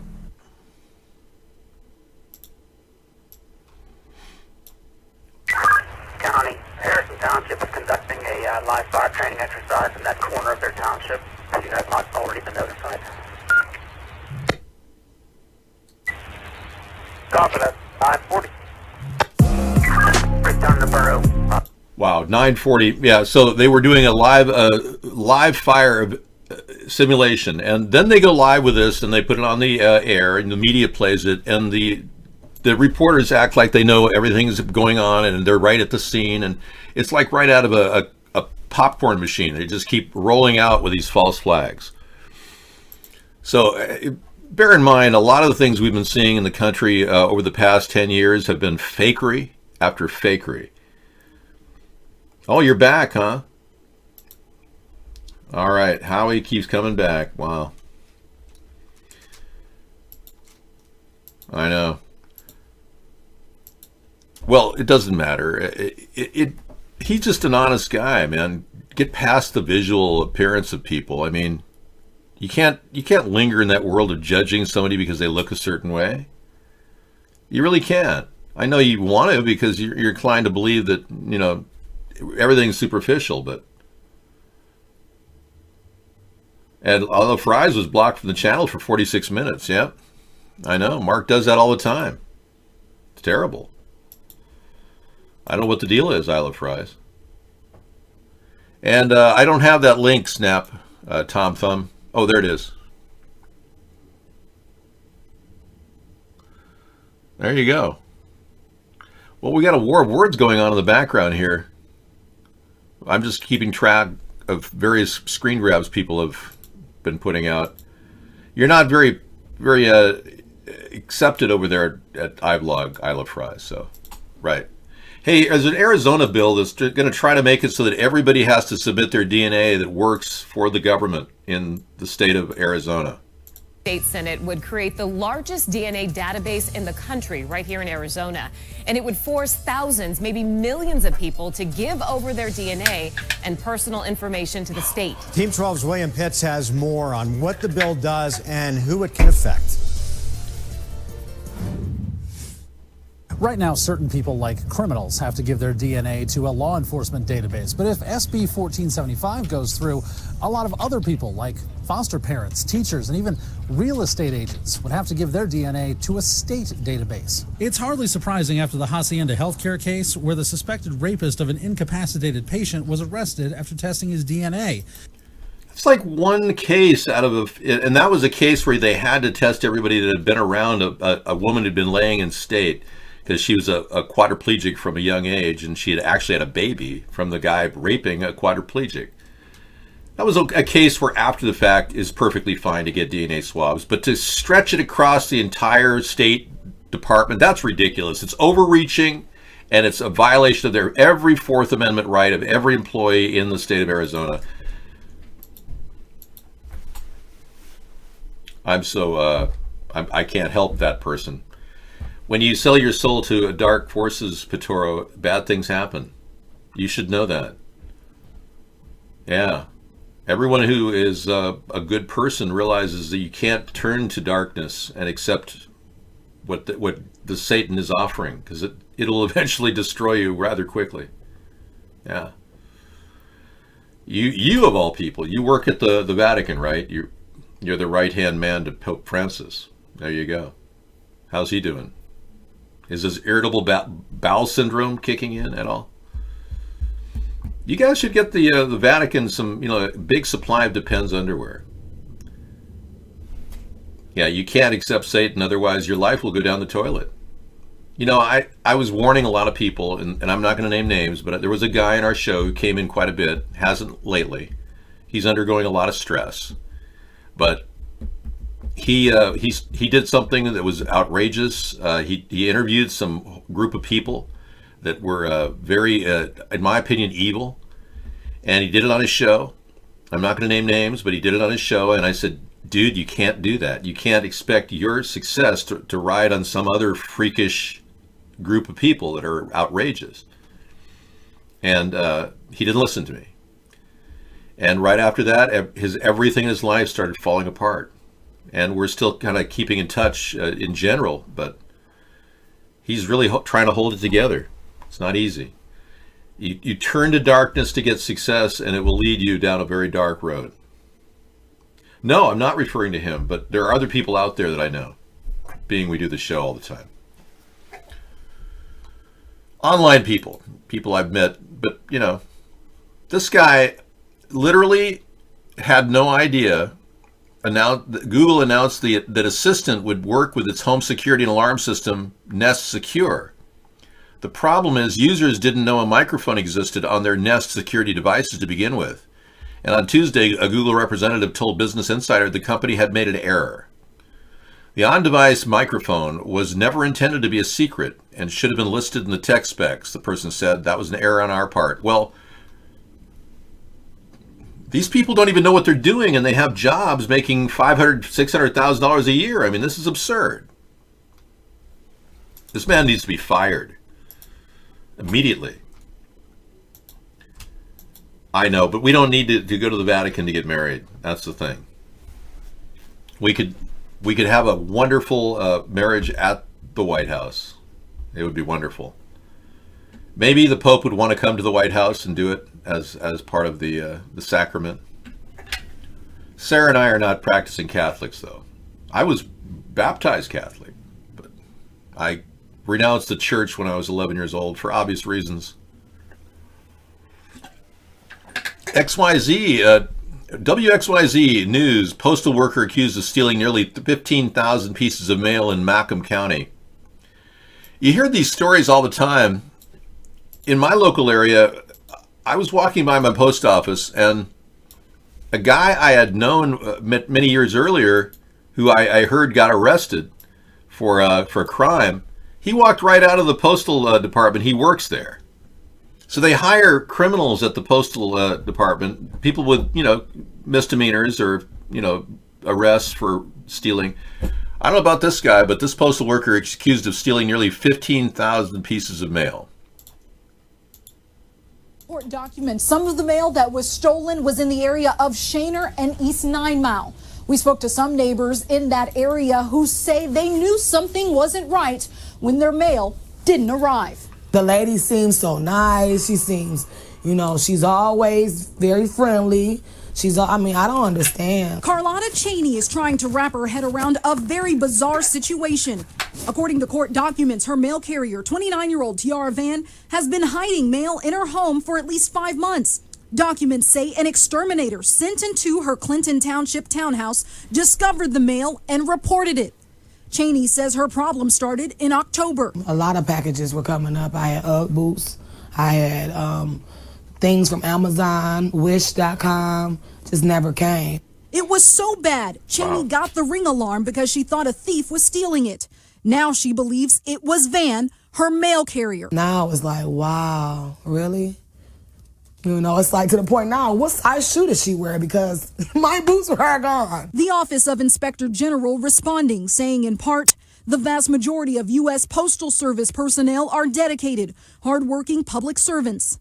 It goes on to say this type of alleged behavior within the Postal Service is not tolerated. And when a postal employee betrays that trust of the American people, the special agents in the U.S. Postal Service, Office of Inspector General, vigorously investigate these matters as we did in this instance. They're back at it. I'm glad they're doing something, but 15,000 lost packages, this is crazy. You'd think there'd be a better way to verify the honesty of these people, It's just that you can't. So I'm suggesting, and I said this earlier, I think we need to do personality tests on a lot of our government employees. Yeah. The bar shouldn't be whether you're gay or straight. That's irrelevant. Everyone who's gay or straight should be able to get jobs in the U.S. government. But the bar really should be set at, are you trustworthy? Like this Coast Guard guy that stockpiled 10 weapons and 1,000 rounds of ammunition. Or 15 weapons and 1,000 rounds of ammunition. We need to, sort these people out, and I don't think we can do it by just saying, oh, sure, anybody can come into the military, or anyone can be a U.S. postal worker. Okay. Now, Michael Cohen has not appeared since he said that the president and Giuliani are threatening his life. Yeah. And after a big delay, he's set to testify on Capitol Hill next week. Yeah.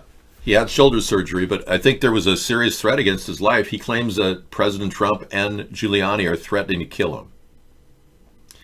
It would make sense that if Trump and Giuliani are guilty, that they'd want to, try to intimidate this guy from speaking anymore, right?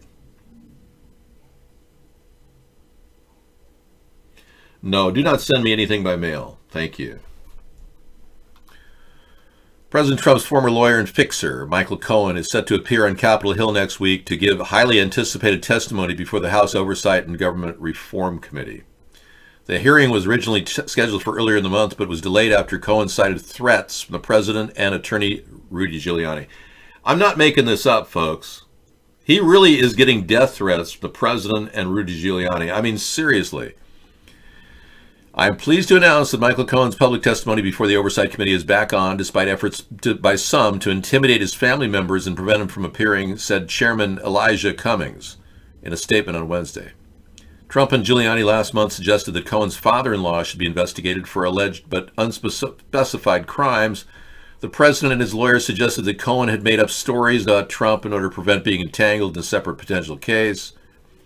He's afraid to testify against his father-in-law because the repercussions for that will be far worse than the repercussions for lying here, according to Giuliani.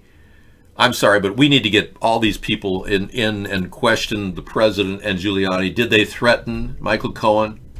Is there an audio imprint of them threatening Michael Cohen? I mean, what's going on?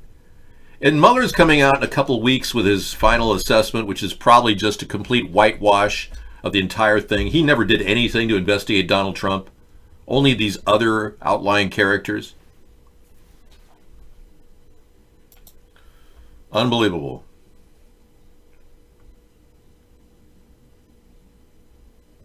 Yeah. It's disturbing, but this goes on all the time, I Love Fries. And we can't possibly help you there. Cohen is going to talk. Hey, Mark Wahlberg, everybody. Hey, you're looking good, Mark. What's going on? You're hanging around with some good people, I understand. Did you take that trip to the Bahamas? I know Guido was offering you a trip, but yeah. But no, I think you're probably right. He's going to talk, and I can tell you that. Thank you. He probably has got more coming. Cohen is definitely the loose cannon on Trump's little agenda, for sure.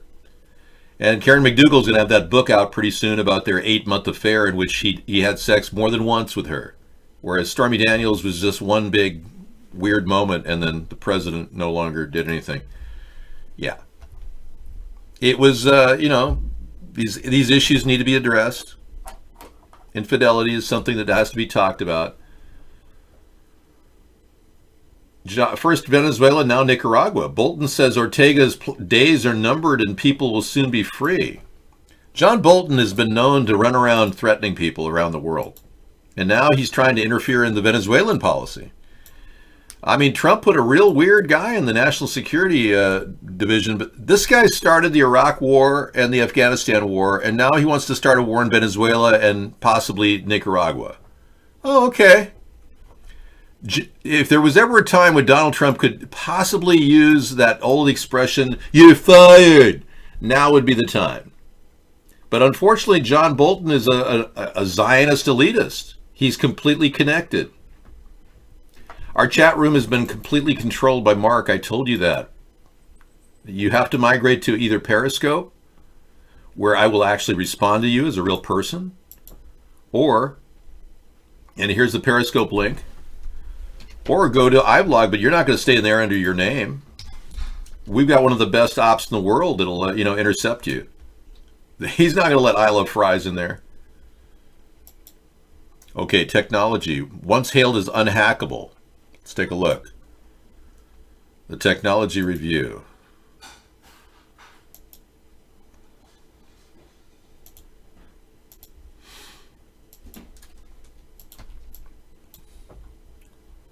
Once hailed as unhackable, blockchains are now getting hacked. Wow, more and more security holes are appearing in cryptocurrency and smart contract platforms, and some are fundamental to the way they were built. Wow.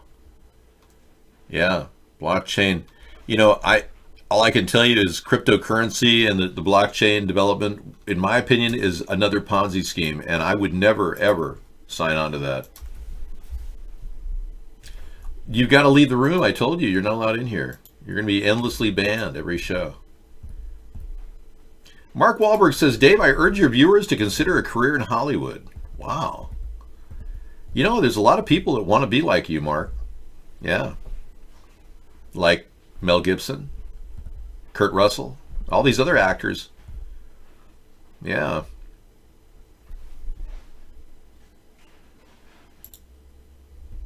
There's a lot of money, folks. Yeah, he's right. Mark is right. But, can you imagine all the people that are coming into Hollywood thinking they're going to get a career and they end up getting stuck in some porn movie, Mark?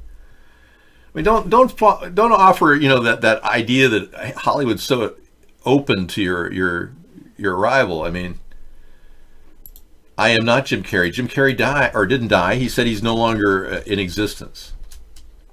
Well, technically, if Jim Carrey is no longer in existence, don't you think with all his money he would go out and get his face changed? When you think about it. I mean, with all that money, why would he continue looking like Jim Carrey, right? I mean, everyone kind of got tired of the old Jim Carrey when he said he no longer exists. One thing you don't do as a comedian is pretend like you don't exist. One of the worst things you can say in comedy is that you're God or that you don't exist. So re-engineering a new personality must have been much difficult. In order for me to be actual Jim Carrey, I have to have my eyes put closer together and like a beady rodent. I'd have to look just like a rodent. Yeah. So, well, let's be clear. Okay, so I look a little like him, but I don't have that nose thing that he has. I'm working on a new painting of myself, looking at myself, looking at myself. Hey, everybody. Let me talk out of my butt. Yeah, no, he's got Pet Detective down pat, man. I can't even get close. Oh, really? Mark said he's waging war against me? Wow, well, thanks for keeping me abreast of that, I Love Fries. Dave, if weed should be legalized in the U.S., then do people think people should have the ability to distill their own spirits and liquor? Yes, absolutely. Why wouldn't you? There's no laws against making home brew right now. Seriously. Mark does not control chat at iBlog. Scissorfied does. He's got the superpower. And we also have a very good op in that one guest who does excellent work when Scissorfied's not doing anything. So thank you, that one guest. When people do tons of cocaine, their face looks like that. Oh, really? I wouldn't know. I mean, I've never done cocaine, nor do I ever want to, because it's such a sick drug. But yeah, I could imagine him getting a little gaunt, you know? What happened with his girlfriend, though? That's kind of weird. Well, apparently he gave her some STDs, and then she thought it was so terrible that she killed herself. I find that hard to believe. I don't think anyone would want to kill themselves if they got herpes. I mean, I don't even buy the whole defense. So there's a civil case going on against Jim Carrey, I understand. I don't know the outcome of it. I'm not privy to that. You don't have to talk about your rump right now. Thank you. She's part of an Illuminati sacrifice, Zelfire? That's an interesting theory. You're still here? Oh, man, you just have a relentless desire to come back here, don't you? Dave, when you do tons of... Oh, I read that. Okay, I don't have to read that anymore. Yeah, I don't trust cryptocurrency. I don't trust Jim Carrey. I don't trust John Bolton. Let's say I don't trust anything I just read for the past half hour, except for the fact that Michael Cohen will be testifying, assuming he lives through it. Now, God forbid something happens to this guy. You can imagine what would the whole world would think if something were to happen to him.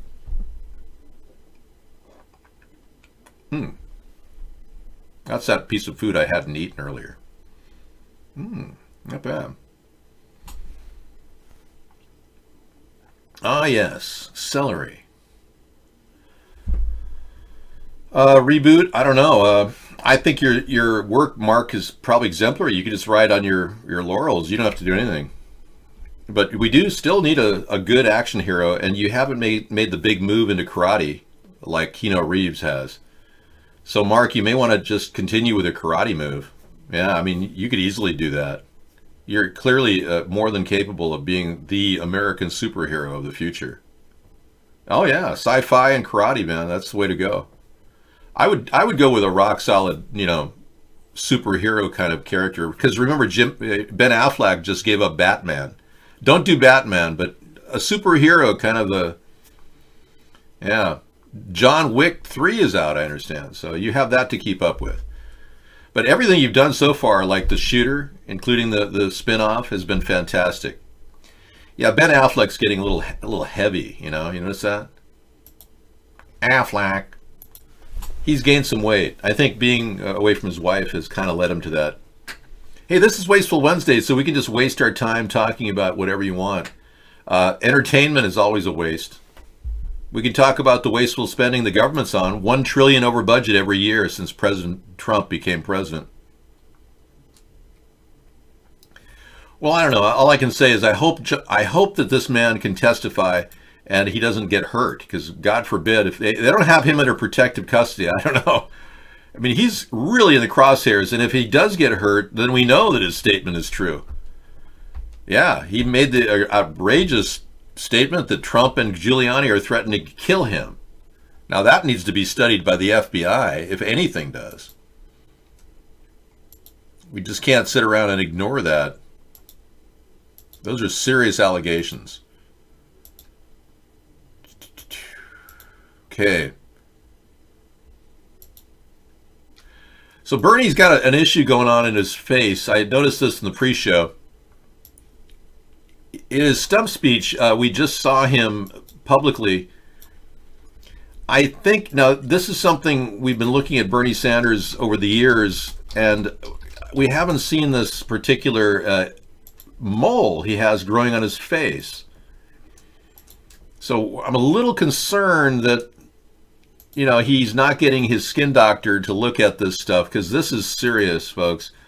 A type of basal cell carcinoma like this on his face could be that serious, right there.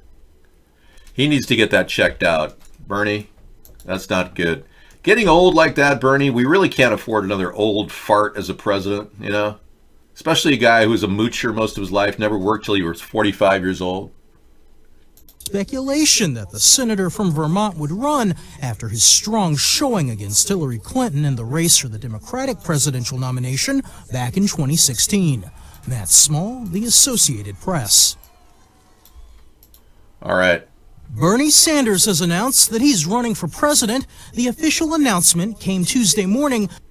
All right, so we're pretty much convinced that there's something going on with his face. I think a skin doctor would really find out whether that's his malignant melanoma or anything, I wish him the best and good luck. But stop pretending to be president when you're clearly a moocher and sucked up to Hillary just to throw the race. What's that? I mean, it's like serious skin erosion. He needs dermal abrasion, but at the very best doctor, skin doctor. Okay, Nikki Swift, Megyn Kelly. Let's take a look. Well, let's be clear. And let's not forget Bernie did say that terrible thing about women. Snopes has the story. Yeah. Back in the day, Bernie Sanders wrote an essay on rape in '72 in the Vermont Free Paper or whatever it is. Bernie Sanders wrote an essay in which a woman fantasizes about being raped by 3 men simultaneously. That's his wording. It is true. So he sees women as fantasizing about being raped by 3 men simultaneously. That's so weird, and a lot of people are freaking out about, having Donald Trump be the way he is. We don't need another Donald Trump. We need people more respectful of women. I can assure you, I would never say such things. I have utmost respect for women, and I would definitely support the Me Too efforts in Hollywood to get accountability from producers like Harvey Weinstein. I think they need an agency of the government. The same kind of agency that goes around and checks to see if the city is capable of handling all the fees necessary for filming. That type of an agency where every single producer, if you get more than 2 complaints about, somebody grabbing you, we go and investigate. Unless, of course, you're in porn, then it would be a different story entirely. Yeah. There have been over 30 allegations that Ron Jeremy has over 30 rape allegations by Ron Jeremy. And he has an attorney, the porn star Ron Jeremy. Maybe you don't know what I'm talking about. They actually, his attorney is on standby ready to sue any woman who comes in there, because he keeps saying, well, if they're trying to, interview me for a porn and they're accusing me of grabbing them indecently or raping them even, that's what he says.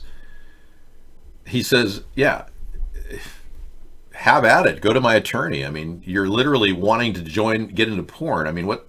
So there's a certain point at which a woman, has a barrier, but if she decides to relax that barrier and become really into whatever she wants, then of course there are men out there that would probably, manipulate and exploit those women, unfortunately. So what can you do? I can't come to New York to dance, Joe. You can only dance here interactively with me.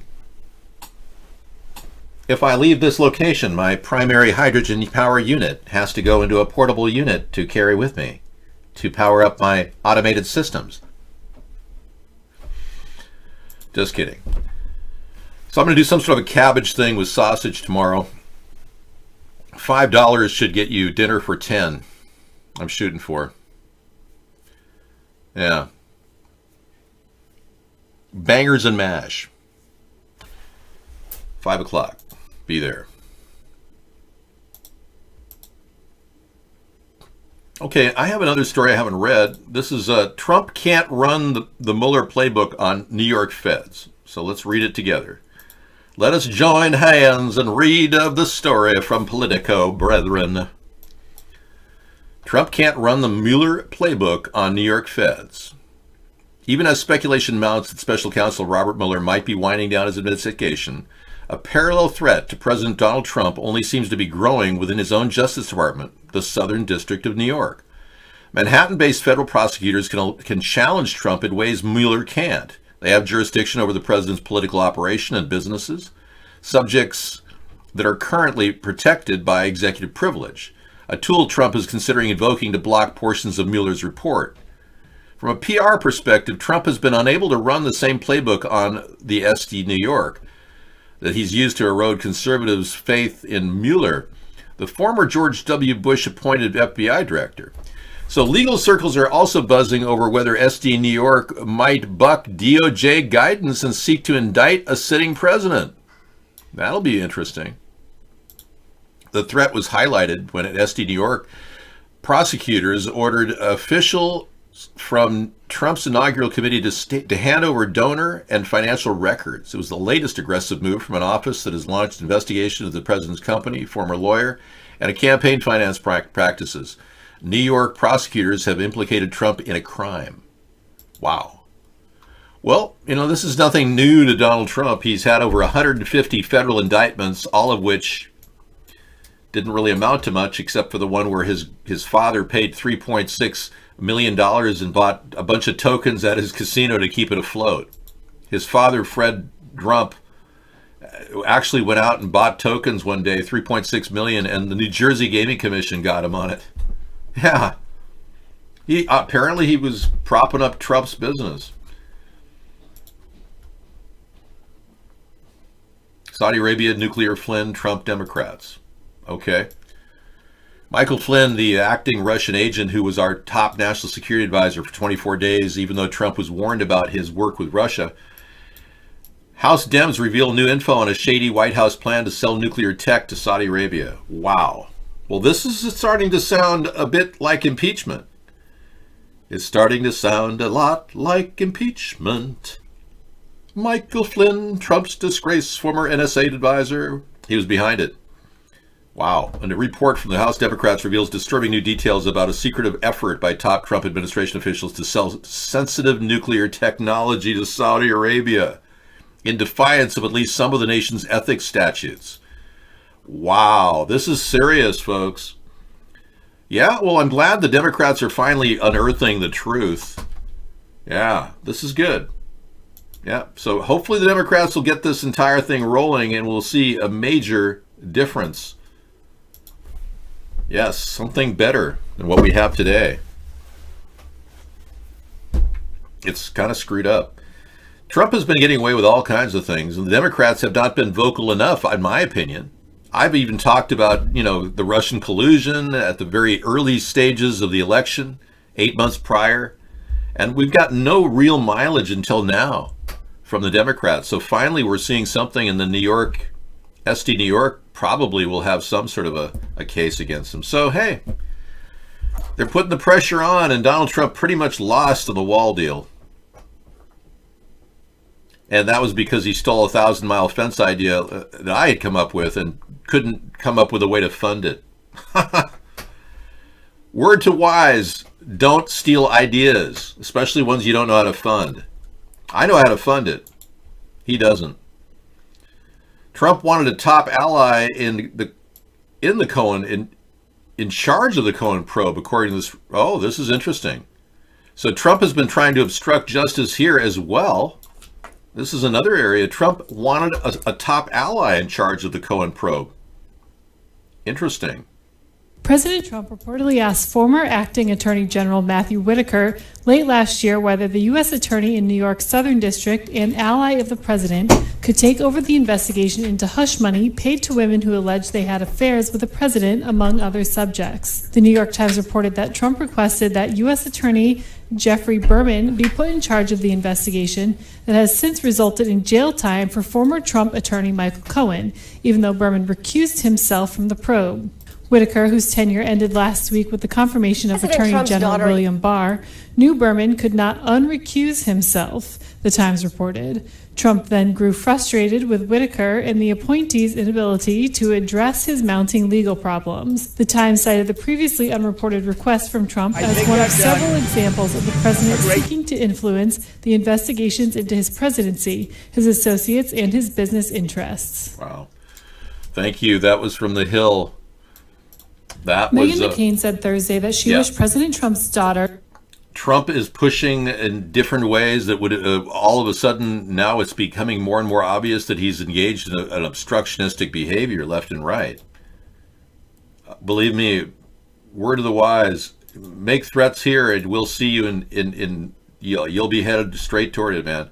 We don't allow spammers or attackers or most of all stalkers, Howie. So you're going to have to stay out of the room forever. You'll be banned incessantly from here until eternity. After what I heard you were doing while I was gone, you don't have a right to come back here. Yeah, you're not a real person. You're a troll. You always were. Apparently, Lot Lizard rebranded himself as a name called Howie Did It, and he came in here all these years.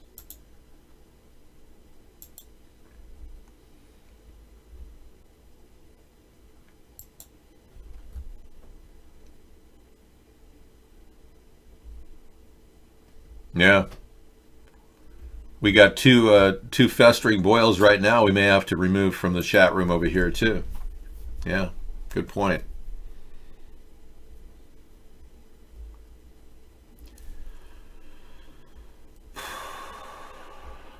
You're not a big Trump fan, but this BS the Dems are doing is just that, BS? I don't think so, Steve.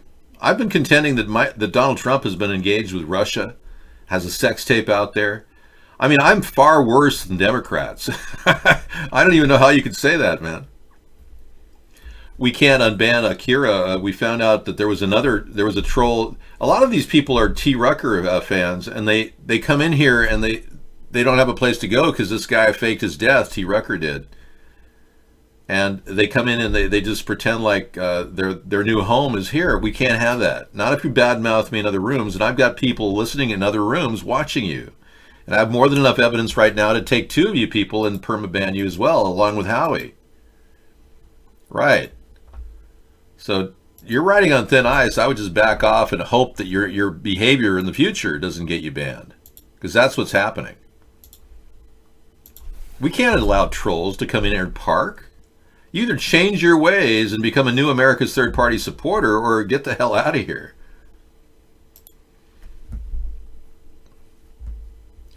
I believe there's a lot of evidence the FBI tried to overthrow the election and invoke the 25th Amendment. But I also see Andrew McCabe as being a victim. His entire retirement check was pulled by Trump in a vindictive manner. He doesn't get retirement ever after working in the FBI all those years. He was the go-to guy when James Comey was fired, and Trump had said openly that he fired him to end the Russian thing. That's a serious allegation. It's clearly obstruction of justice. Nobody can dispute that. And the problem is it hasn't been assembled into a case yet. It obviously should have been done, and that's why I believe that the Democrats, Republicans, and even Mueller is controlled by a Zionist group of elites who put Trump in office. They got cold fingers they got cold feet regarding Hillary Clinton. I think they felt that her physical stature was falling apart and they didn't really know what to do with her, so they just got behind Donald Trump, and he was the go-to guy, but they don't like how he's playing out either, because he's too loose-lipped, and that shocked, I think, the deep state, if you will. But they're still using their power to retain Donald Trump as their puppet. And Trump hasn't prosecuted Hillary Clinton or anyone, Jeffrey Epstein, nobody. He's made no effort to even stop the deadly chemtrails that are dumping on our heads every day. And if you wonder if this is an ongoing process, it is. You're getting dumber every day that you breathe the air. So how fast will it take you to get stupid, so stupid that you'll never ever think of building a political movement? You'll just sit there going, while you get dumped on with chemicals. So we're kind of up against the gun, or up against the wall here. Because the more they dump chemicals on our heads, the more likely we're going to be stupefied. And the less likely we'll ever stop it. People like Ocasio-Cortez are going to be popping up all over the place. Look at that dunce Beto O'Rourke. He wants to rip down a fence that we already have. I'm telling you, the Democrats are breeding stupidity in the ranks. No one says anything to, make any waves in the Democratic Party, so you get the most incompetent rising to the highest level of their own incompetence. The Peter Principle. It is playing out right before our very eyes, Steve. Exactly. Now, I do this show because I can, not because I am getting funded to do this. Most of the people in the Democratic Party and Republican Party are working for their own personal gain. And that's what you've got with every politician in America. And that's why most of us don't trust our politicians, because we know they're patting their pocket on the entire tax dollar that you or any of you have spent or your family spent over the years. They're living off of that. They're sucking it dry, including people like Bernie Sanders. He's never going to stand up for anybody except for himself, known as a moocher. In his own circle of people, Bernie Sanders was once asked to leave a hippie compound because he was too lazy. He wouldn't work. Unbelievable. He was asked to leave a hippie compound. Yeah, Myrtle Hill Farm in Vermont, because he wouldn't do any work. He didn't work till he was 45 years old. Unbelievable.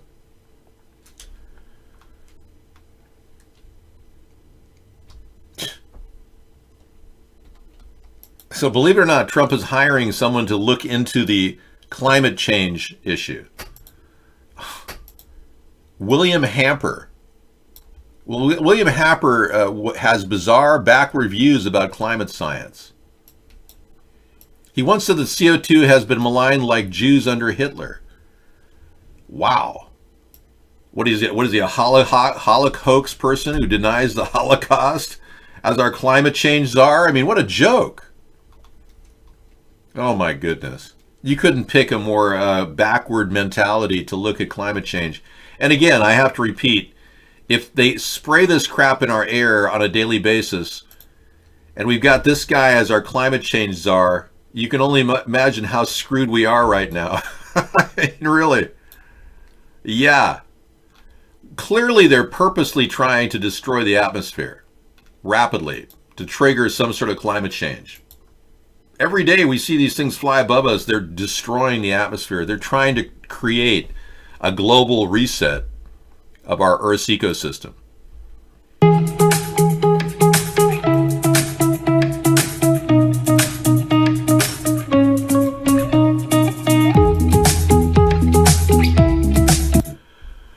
Okay, protect nature, build the wall. This is interesting. I can't play it because the music is probably going to be monetized, but yeah. Maybe we could actually pick up the garbage that's by the wall. Yeah, what a great idea. This is, I guess, in response to Beto O'Rourke's claims that we were in no way... he actually claims we're impacting the border and the migratory patterns of little animals. Okay, thanks. I'll put that in the lineup tonight.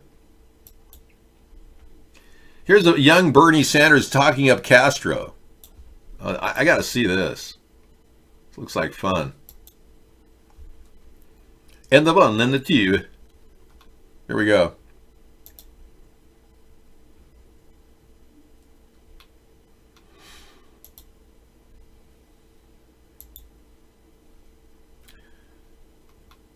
Apparently that's not a video.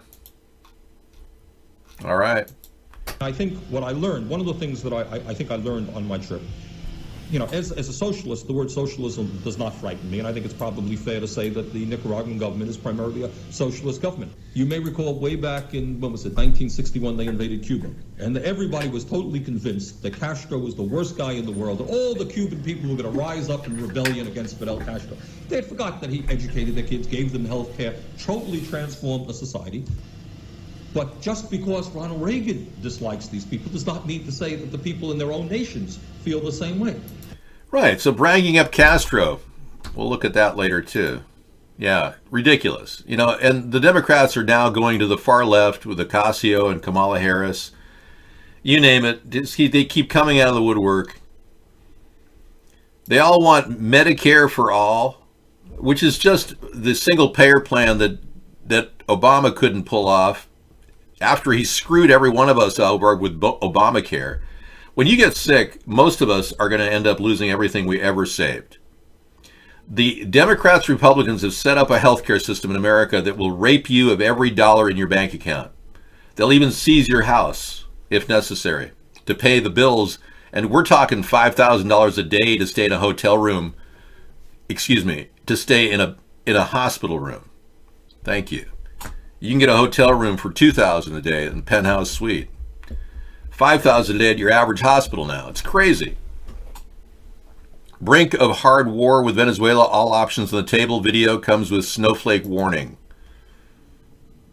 Warning. Snowflakes may want to not watch this. It may be distressing. It may be hurtful. It may be hurtful. Gave a speech just like all the rest of our presidents. The arrogance, hey, we own the world and we get to set policy in every country, and we, if we don't like your president, we will just insert our puppet, and if we can't do it through bribes, through infiltrating the country, we will bomb you. She is something else, man. Never Lose Truth is so active, and she takes you into her world of anger and cynicism and depression, and she's really very honest. I think we can all appreciate the fact that she's very much complaining for a lot of us. So we'll let her talk. We're not bullying you, man. You could never ever come in here. You've been a troll from the beginning. Yeah, you never really fit in. Having muted you 7 times the past couple days, you should know you're not allowed here. Yeah, you've had every opportunity to straighten out your act, but you don't do it. In fact, that's probably why you lost all those jobs, Howie, because you can't take any kind of direction at all. It's a personality flaw that I think you're suffering from. We are on the brink of war. Hard war. Yep, thank you. Now, we've got this constant troll. He keeps coming in here, and he refuses to change his name. Simple common sense would say, yeah, just create a new name and come into the account, but he wants to be known by his name, and he can't possibly lose that name, which shows exactly where we're at. I'll add this in the war section, too. Okay. Our little brown rat. First climate change caused mammal extinction. Wow. We lost our little brown rat. Oh, golly. He's no longer. The extinction of the bramble cave Melamese is understood to be the first mammal killed off by human-led climate change. This is like a real, oh, I'm so sorry, we better stop farting because we're killing off the rat. This is the Democratic thing. They constantly pull this crap. Thank you. Thanks, Mark. He's not. No, I definitely don't think he ever read a book, let alone 1,000 books. Futures are up 100 points. Good news is gold and silver are doing okay, and so is the stock market. The Dow Jones average has had an update today. Yes. It was up 63 points to 25,954, about ready to breach the 26,000 mark. The Dow is continuing to inflate, despite all the signs that it could very well deflate rapidly. It still continues to remain buoyant. So take a look at that. So expect an up day in the morning, up, down, big. Right after lunch, everyone got depressed, and they got really, something must have happened right around here. And then a down take, but still up 63 points. So we'll see where we are tomorrow. And gold and silver are still climbing back up again, making good leaps, remaining in positive territory. NBC News. I'm Tom Brokaw, and Brazil. No, I'm not Tom Brokaw. I'm not Tom Brokaw. I'm just like Leno. DC cancels comic book about a second coming of Christ amid backlash. Probably a smart move, you know. We can only have one second coming. Multiple second comings and spin-offs and episodes, not going to be good. No. Treading too close to people's religious beliefs. Yeah, probably a good move by DC to kind of back off. Stan Lee must have, come back from the dead and made a comment that, you can't do that, folks. Some things are sacred. I know. Oh, I didn't feed Amber. Oh, I'll feed her. No problem. He's starting to say, please feed me. Feed me, feed me. Wow. Story in Newsweek coming up later.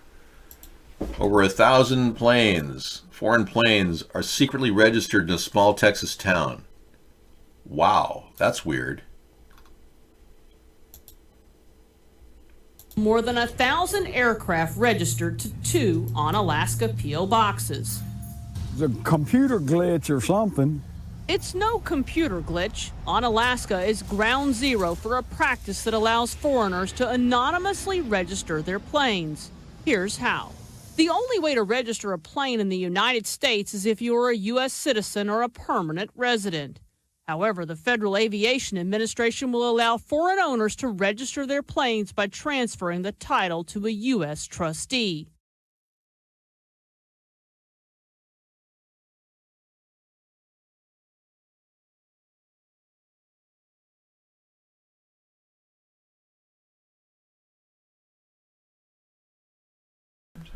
All right, so that was pretty interesting. What is this town allowing registered planes? This is really, really weird. Yeah, foreign planes registering in a small mailbox. This is suspicious. The FAA needs to get on this. Maybe they might want to do something since they collect a salary. No, we're not taking phone calls. I turned the phone off.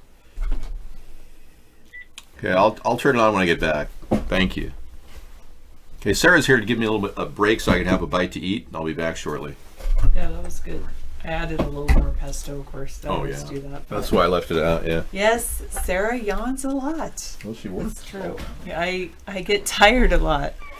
I stay up too late. I just don't get enough sleep. I'm sure that's the issue. There's too many things to do. I'm liking this story. David showed you that other one, but from Newsweek, the best design products of the 20th century: Tupperware, Eames, Fiat, and more.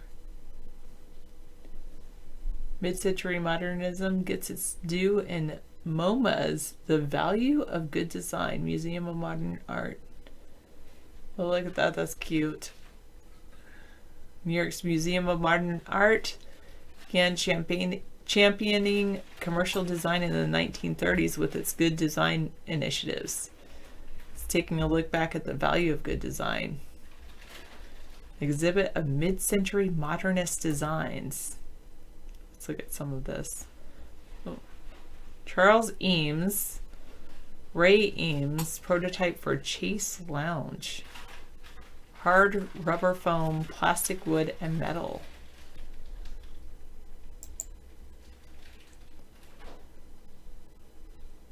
The Anywhere lamp.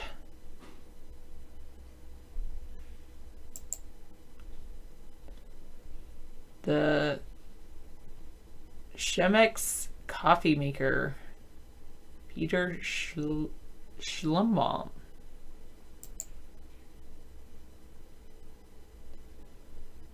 This is a cheese grater. Presto cheese slicer.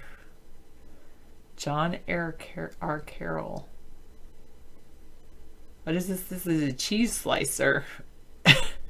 So cute. Trona bowl chair. I don't know if I like that. Wow, these are weird. Molded plywood and metal. Butterfly stools. Plum Bob.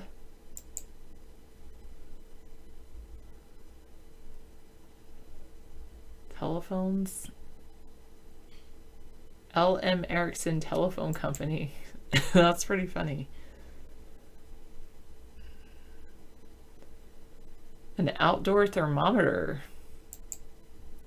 It's pretty cool. A bowl, crystal bowl.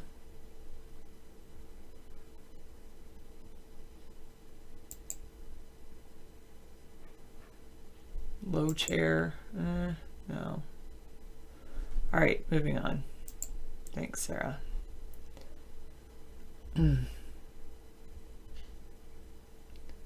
Oh, will do. I will thank David for making you a better typist.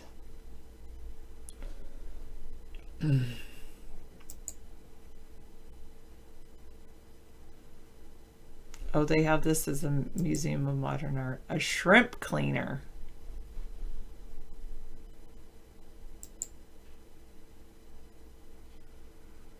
Sony Corporation Television. Screen printed linen. A lithograph.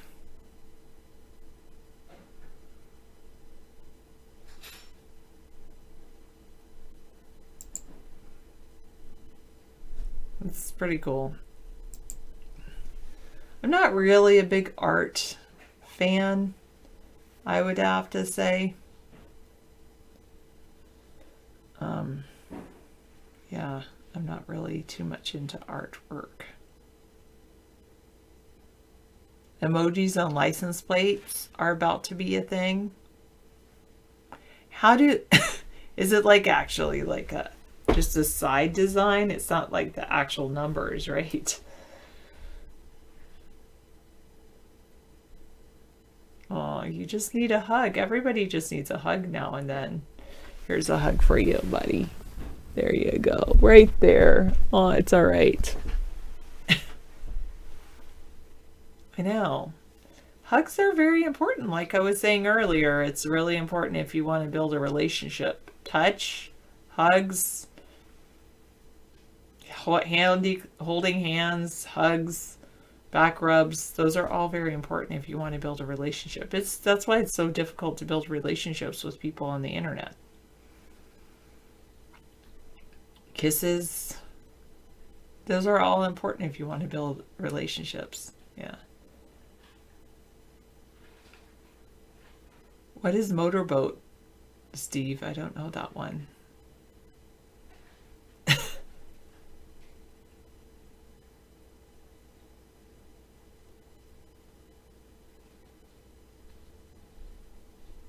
Okay, thanks, Seasons.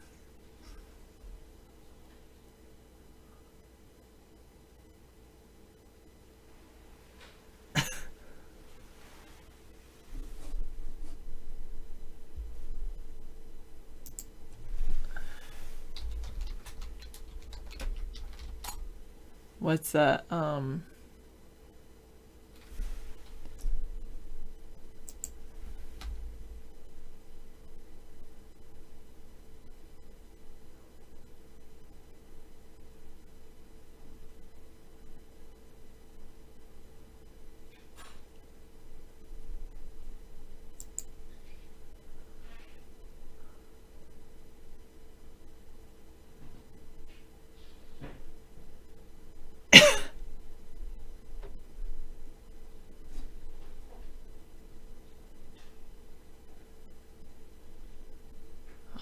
Goodness. I think I either want to do trivia or I want to do news.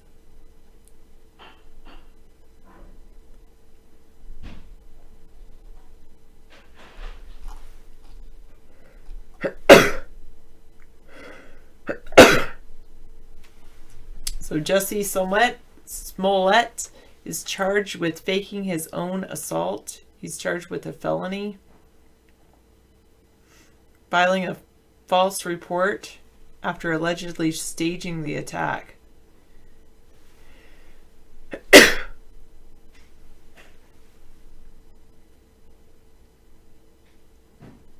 No, I'm not really a fan of cold soup. Thanks, Steve.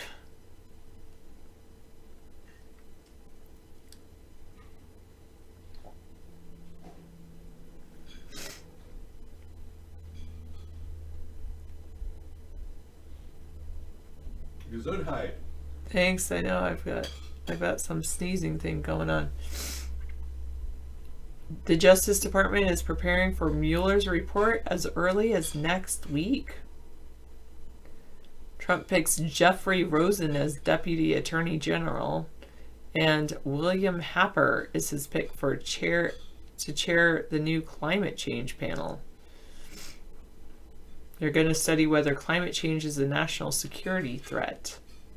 The group includes a climate denialist.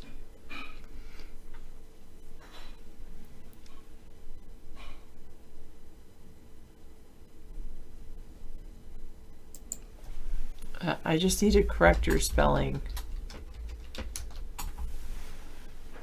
Oh, okay, too late.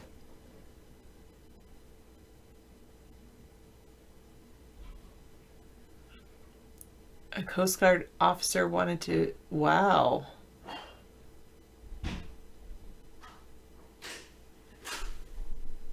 Hopefully they got that. So they got that Coast Guard officer.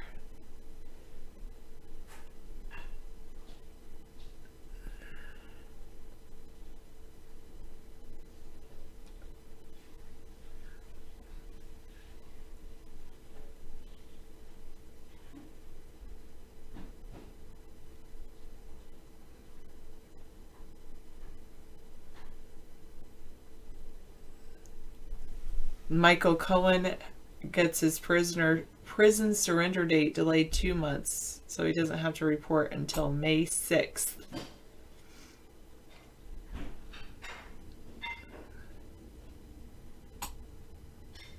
DNA and social media led to a suspect in a 1973 killing of a Newport Beach girl. Wow, a century-old cold case. Wow, that's pretty interesting. Based on DNA.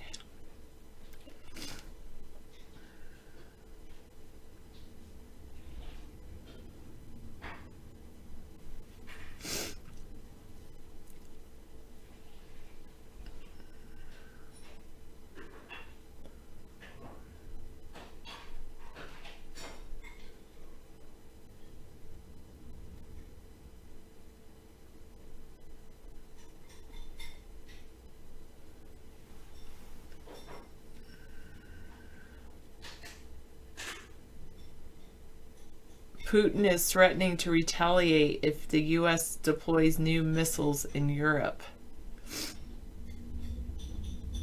And Venezuela closes the border to 3 Caribbean islands ahead of an aid showdown.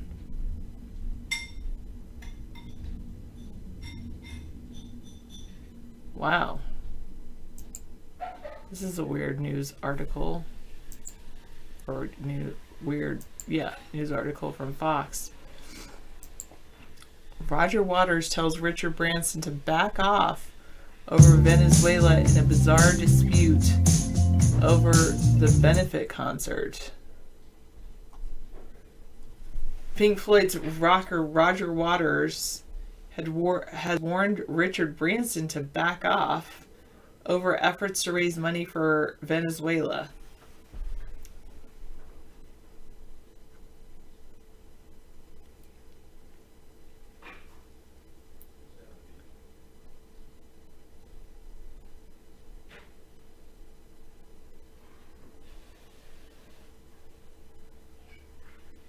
Branson said he's hoping to raise $100 million on Friday for people suffering in Venezuela.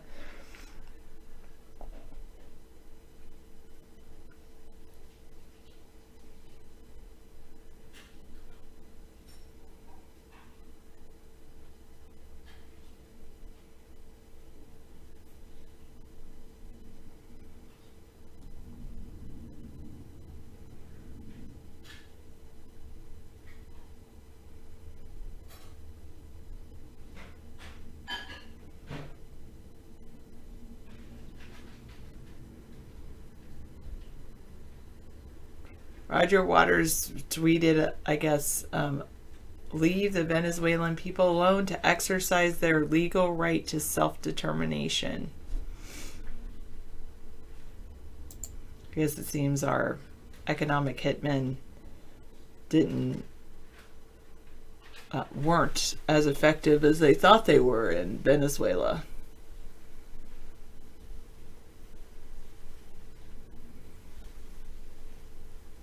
Yep, they all want everything to be the petrodollar.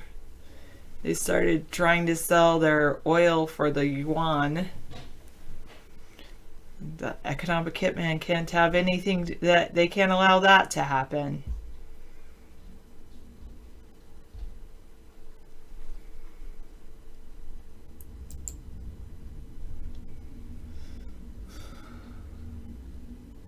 Oh, scientists say they discovered the origin of Stonehenge's stones. They're 180 miles away.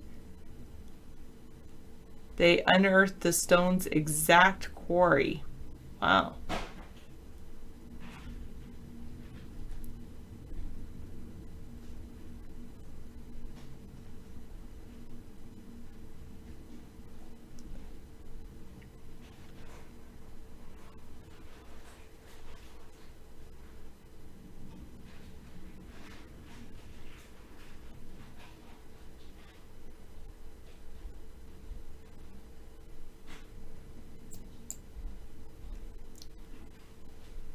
Venezuela's currency is called the bolivar.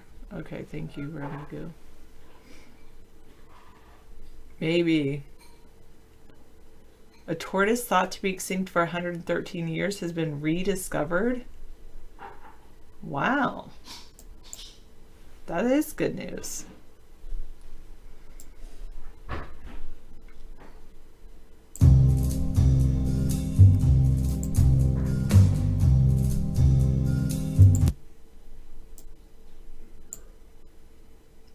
On a remote volcanic island in the Galapagos. Oh, what a cute little turtle. Or cute big turtle. A tortoise.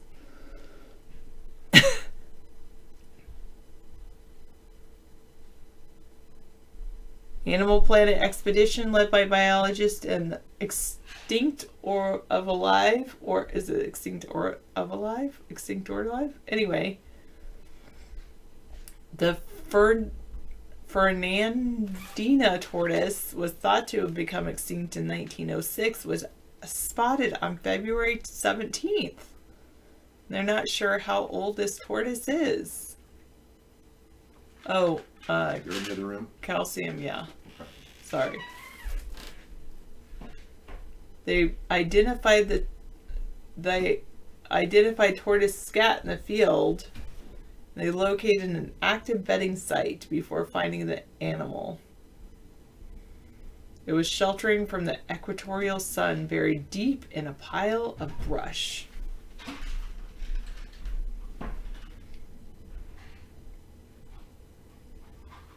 That's pretty interesting. Since only one other specimen of the species has ever been found, they've never seen a female of the species. Now this one's an old female. Wow. The tortoise is in good health but underweight. They've taken the tortoise to a breeding center on Isla Santa Cruz in the Galapagos Island. This breeding center has successfully bred and released 4,000 Galapagos tortoises. Wow. Yay for turtles. Wow, they had found snapping turtles that had Civil War bullets in them up until around 1980. They lived like 100 years old, the snapping turtles of the South? I didn't know that. I once caught a snapping turtle in the South, and I held on to it for a good 15 minutes or so. I couldn't take it home. My mom wouldn't let me. It was very cool, the little snapping turtles. I don't usually, I mean, I'm not a big fan of reptiles like snakes and lizards. But for some reason I do like turtles. Well, I mean, I just picked it up. I let it go right back into the place I picked it up from, chicken. But probably not even 15 minutes, probably like 2 minutes, but it felt like 15 minutes because I was young.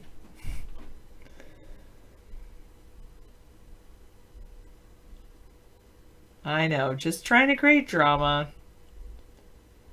To be in love, your heart melts whenever you see the person, whenever you think about the person.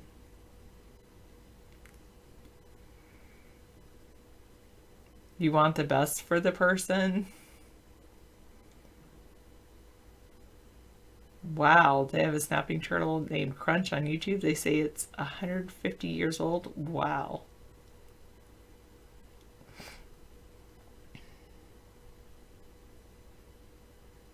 And then the person talks and then you're like, never mind.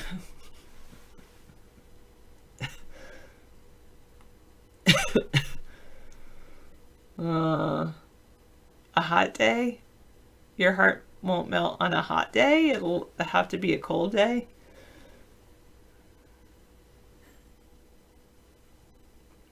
That's quite a picture, Bengalitis. Oh, there's the pictures that show a sea turtle swimming for the first time after getting a prosthetic flipper. Oh, I have to see this. This is so cute. I do like turtles. It was a disabled sea turtle. This one is between 25 and 30 years old. He'd been using a life jacket type device to swim after being injured in a boating accident that caused him to use his front right flipper and damaged his shell. He was able to get around, but he had trouble going underwater and he swam in circles. Now he's able to swim normally. Well, that's cool.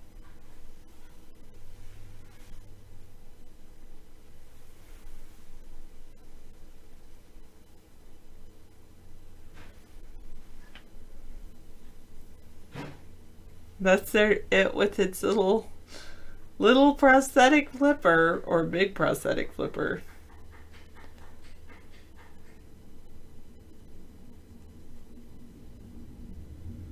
Oh, that's cute. This is a kind of a cool thing. Fox Science? I never knew they had a good science one. Elephants have bad news for poachers. They've evolved.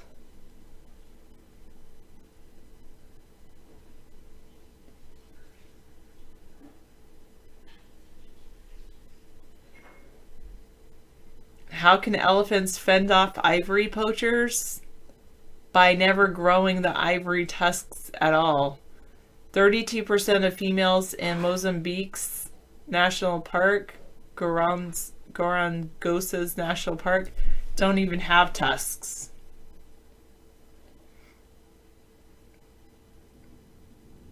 Thousands of the elephants were slaughtered for ivory to fund the civil war there.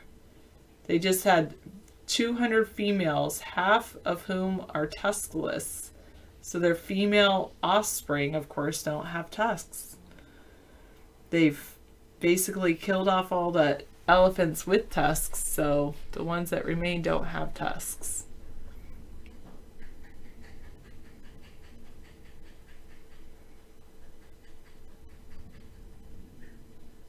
Elephants use tusks for various things like debarking trees for food and digging for minerals, but tuskless elephants are surviving.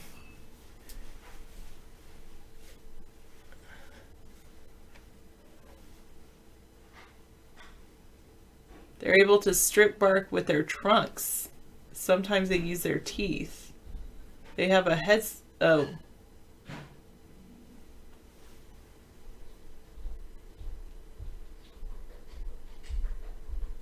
Tuskless males are rare in African elephants.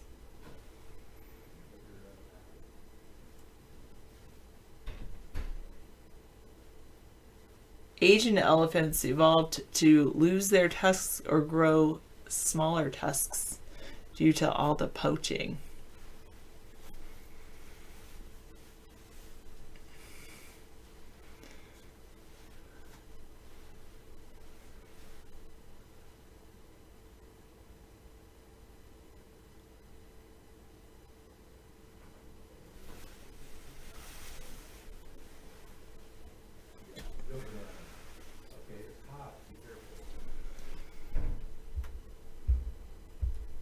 Elephants aren't only killed for their ivory, though. Now poachers are killing elephants, but not for their ivory. What?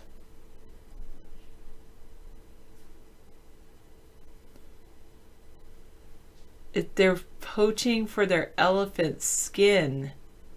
Oh my goodness, in Myanmar. Oh, look at the poor elephant's eye. Wow.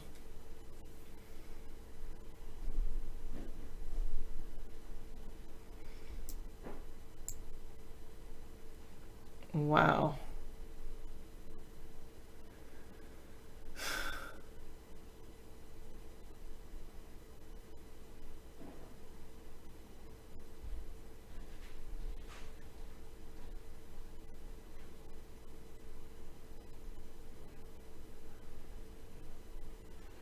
Their skin and their trunks were removed. Poachers were paying thousands of dollars to learn an elephant's location and then kill the animals specifically for their skin. Oh, because China uses it in traditional medicine. They sell the elephant skin for as much as $350 a pound. Oh my goodness. So they used to just say, oh, elephants are for their ivory, but it's their skin. Oh my goodness. Poor elephants.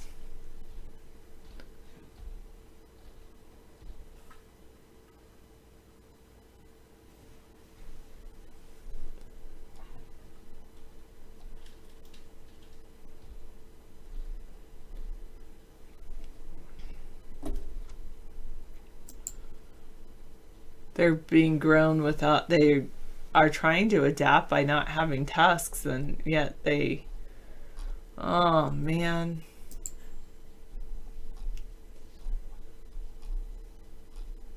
Okay, thanks for the feel good, and then I went to a feel bad story. But for mostly it started out as a feel good story. It really does remind you.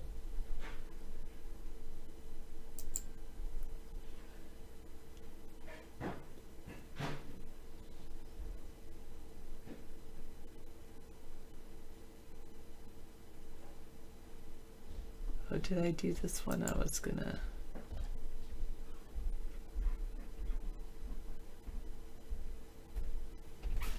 All right. Yeah, so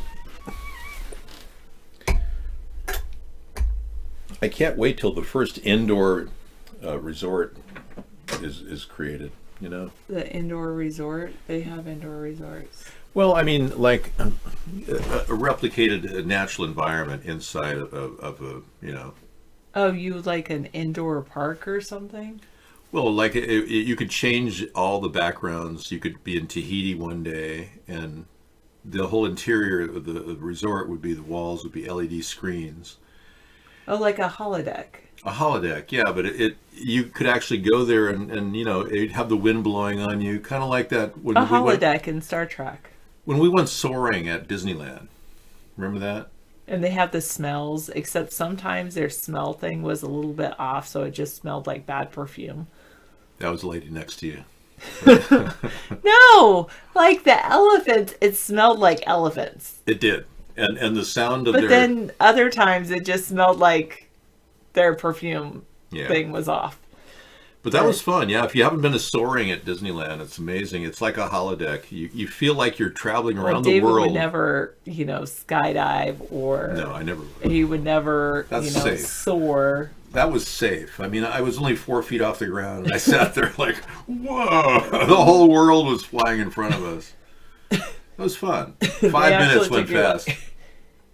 Yeah. You might have been like 15 feet off the ground. I don't know. We keep having this person come in here. It's just terrible. We're going to have to keep banning him. All right. So, well, All right. there you have it. Anyway. Thank you. Good. Great. Well, we are here to continue the process of cutting the budget and finding ways to save money. Obviously, we would save a lot of money if we had a third party, because we could agree on a lot of things and cut the excessive bureaucracy. Thanks, Sarah. Good night. Good night. She says good night to you and me. Thank you. Yeah, I'll be in a little bit later to handle you people till 2 in the morning. That's we have a daily show from till 2 in the morning where we play videos and share and talk and yeah. Well, the way we're killing off the planet, we're going to need these types of artificial environments inside of buildings, so we'll have the feeling like we're actually experiencing the real world that humankind has desecrated and turned into a garbage heap. So, being it's Wasteful Wednesday, let's take a look at the death and destruction of the planet. Nothing more exciting than that, right? Yeah. It makes you really, warms the cockles of your head, your heart. Let's take a look at some really bad places in America, because I think garbage is, it's happening.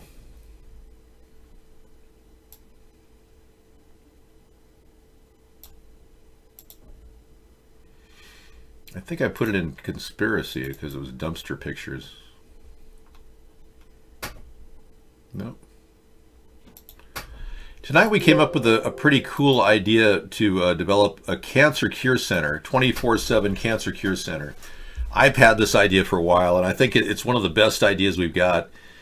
There's no reason why a team of doctors wouldn't be working 24/7, 3 separate crews daily looking for solutions to cancer. And I'm often wondering, well, if they're not that in a hurry to cure cancer, maybe they aren't really trying to cure cancer. Maybe they're just for profit. They want to make money on chemotherapy. Yeah. Changing subjects from garbage for a second. Yeah, Smollett Juicy has been charged with 1 felony count of disorderly conduct for filing a false police report. But I'm just wondering if Al Franken is going to come up with anything.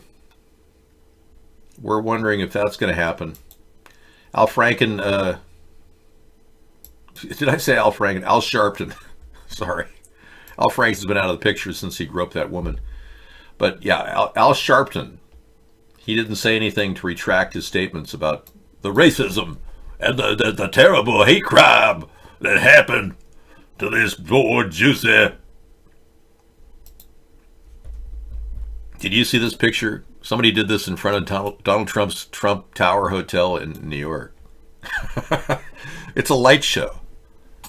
They do this in plays. They project onto the wall. When you see it's a light show.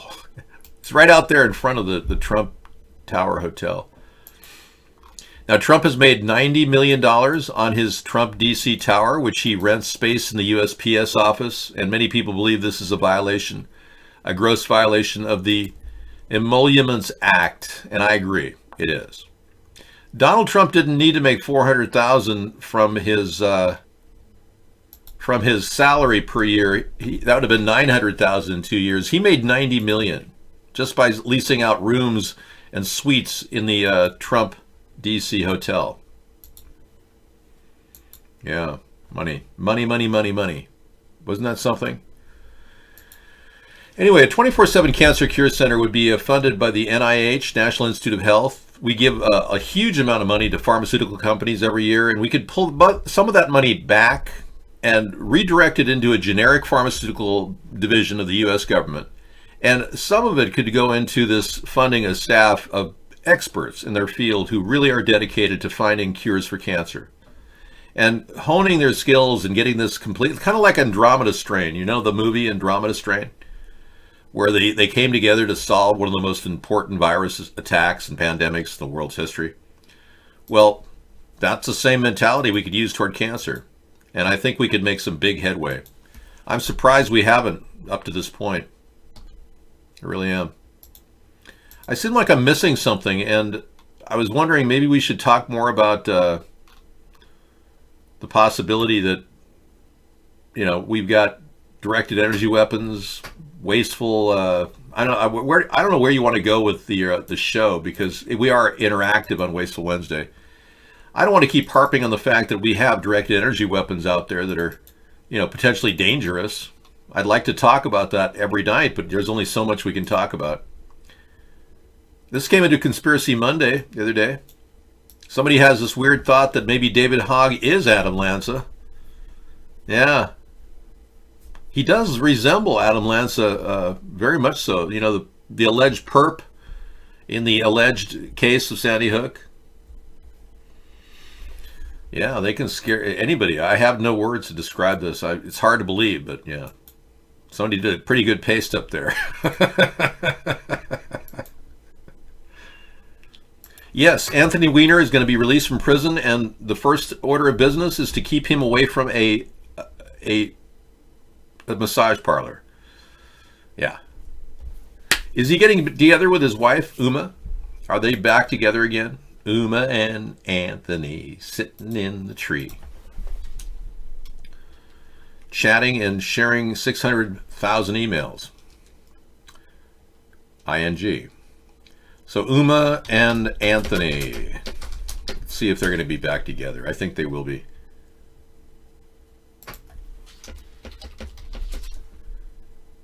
Yeah.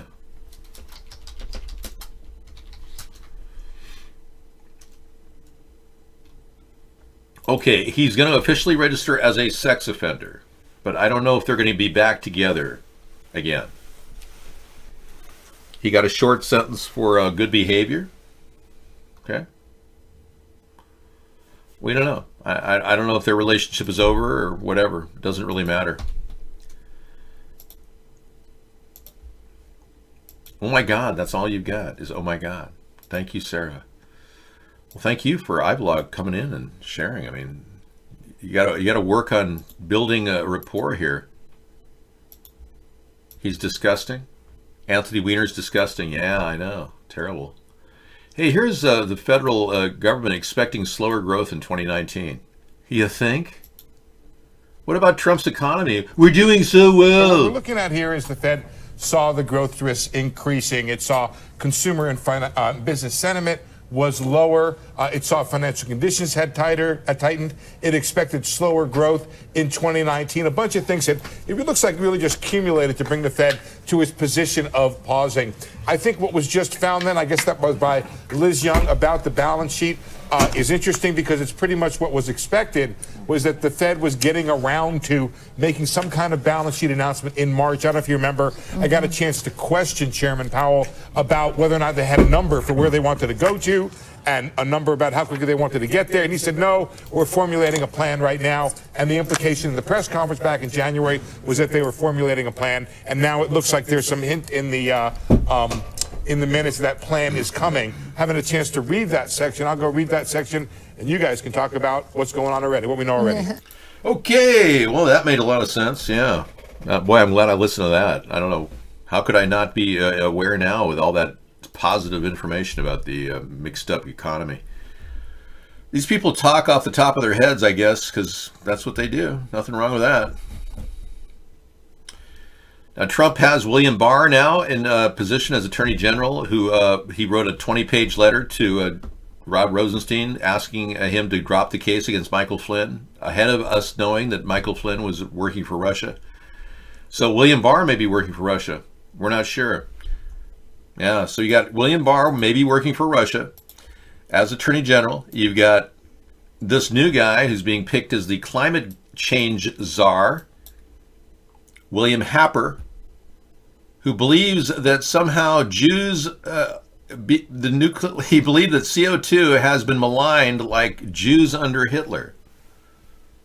Okay, so he's fighting for more CO2 emissions.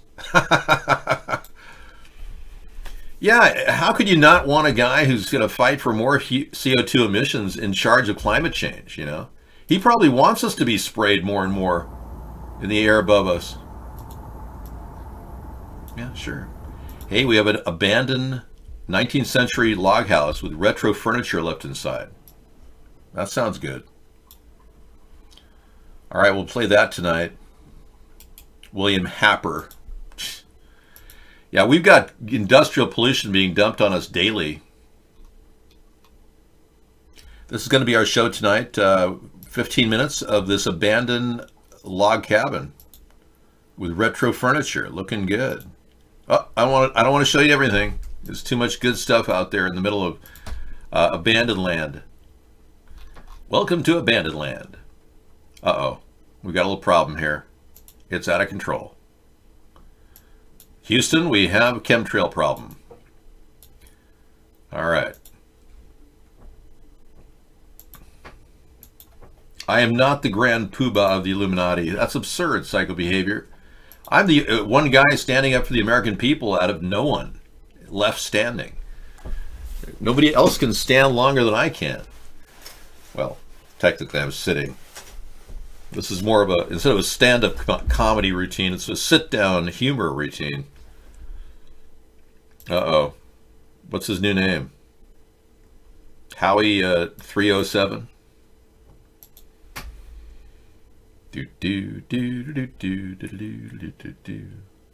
Yep, Howie 301.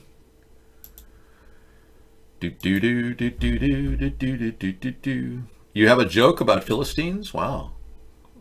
Most of us are just goyim.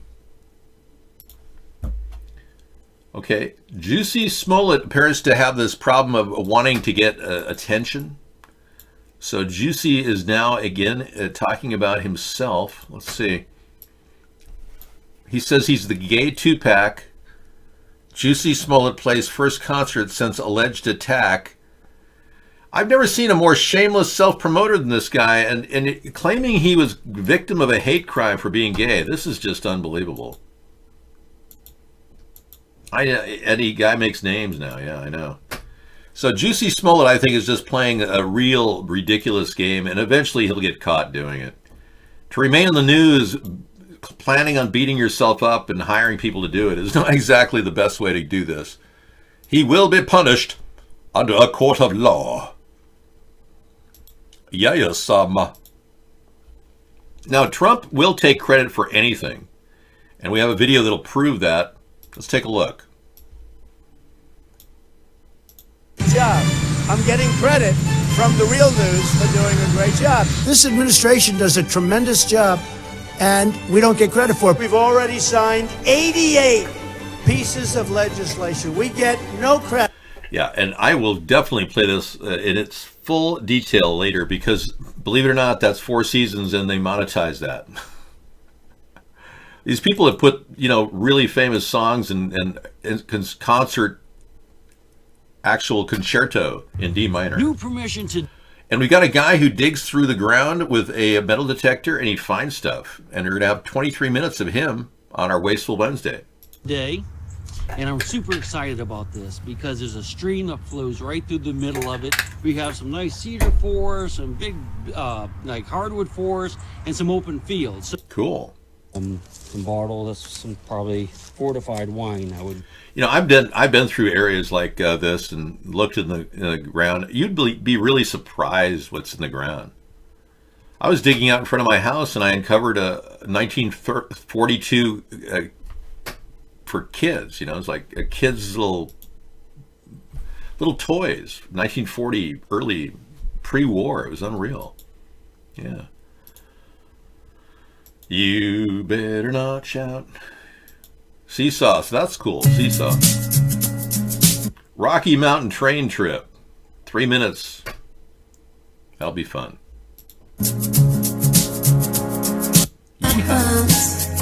I'd like to experience a train trip in video. That's cool. Yeah, why not?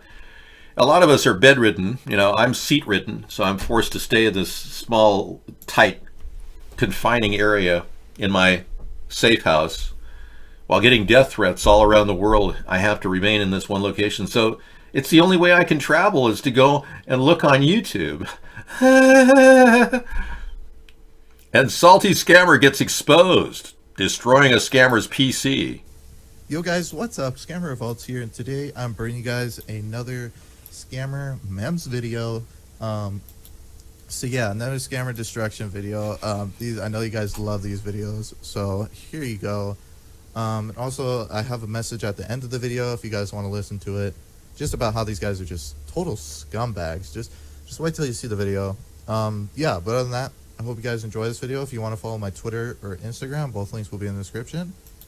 Okay, cool. Thanks a lot. We're going to find out more about scammers coming up with Scammer Revolts. Yeah, I mean, it's kind of pathetic, but I really can't go skydiving. So I was telling Sarah in my pathetic thing, remember when we were soaring at Disneyland, Sarah? My only halfway real experience, you know? Isn't that pathetic? Remember when we were on that virtual ride where we actually experienced nature? The day will come when that happens. It's already here for a lot of people. The little brown rat that is now extinct, that's on the list of endangered species. Now it's dead. It's dead. It's dead as a doornail. Yep. I do need a Pope-mobile to travel about town so loyal ATP followers can witness me in public. You have no fear, I'm not needed there. Yes, I can't solve your problems locally. Only your fast food provider can do that. Getting you a quick fix with a hamburger or whatever the heck you're eating, and who knows if it's even human meat or whatever. I mean, you heard about the human skin cells in hamburger? Yeah. It could even be worse than that. They found human DNA. I would never broadcast with him. Never. Under any circumstances. They have found human DNA in a hamburger. But they think it's just skin cells from the employees. Yeah. So not to worry too much, unless of course you are, experiencing mad cow disease. All right. I guess today is a fun time for me normally because I get to go looking for houses online, and it's one of my hobbies, as you know, finding really cool places to live for under $30,000. So now I'm going to go to my my retreat here in Retreat Land as I put these videos in the library tonight. We got abandoned buildings, abandoned log houses with retro furniture, old men who can barely articulate. And then we've got this video tonight as well, Trump claiming, but again, I can't do it because they'll monetize me. Ivanka Trump visits Georgia. Ivanka visited Georgia today. She and Governor Brian Kemp toured a UPS training facility in Duluth to see how the Georgia company is promoting workforce development. Fox 5's Alexa Liacco has a look.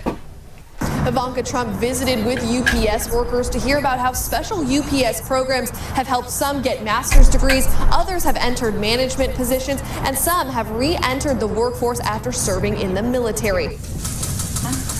Hello. Ivanka Trump, Governor Brian Kemp, and First Lady Marty Kemp spent the day visiting the UPS facility in Duluth. The federal government cannot do this alone, nor should it. That really innovation is happening at a private sector level. Employees showed Trump and Kemp how UPS trains workers and how its programs could be replicated on a large scale across the country. It's been a pleasure, working for a company that provided me the opportunity to take care of my kids. The president signed the Pledge to America's Workers to have companies like UPS get more involved in apprenticeships, retraining, and access to higher education. UPS was one of the first people to sign Governor Kemp says the state is working with the federal government to make sure companies are dedicated to educating workers and promoting higher training. The private sector taking leads on things like this training program is what's leading to great opportunities, and certainly I know the president has talked about this a lot, and yourself. It's not only people getting a job, but getting a good paying job. Another topic that UPS workers brought up to Ivanka Trump was human trafficking. They noted how UPS is training them to recognize victims of human trafficking at truck stops and while they're out on the road. In Duluth, Alexa Liaco, Fox 5 News. President Trump's daughter, Ivanka. Okay, thank you very much. I will now integrate my new assistant in the show, Ham. He will provide you more information about your current news and information sharing. Hello, welcome to the first interactive show provided to you by our daily show, courtesy of David Vonheim. Go ahead, Ham. Share your views. Meet Ham. That putting a human face on a robot makes it fun. Ham, a humanoid robot that can smile, frown, wink, or even act drunk. I would never act drunk. That is ridiculous. Hey, okay, so we are now going to go look for a fun place for you to buy. And since Ivanka was in Georgia, let's go to Georgia. Zillow, we're trying to waste our time as fully as we can tonight because the government's wasting your dollars. And you're pretty much wasted. Many of you are getting high during the show. And for all of you who are getting high, I want to give you something you can, take to the next level. We'll bring you a little bit of our music accoutrement. The Amazing Me in Mr. Right, Part 2.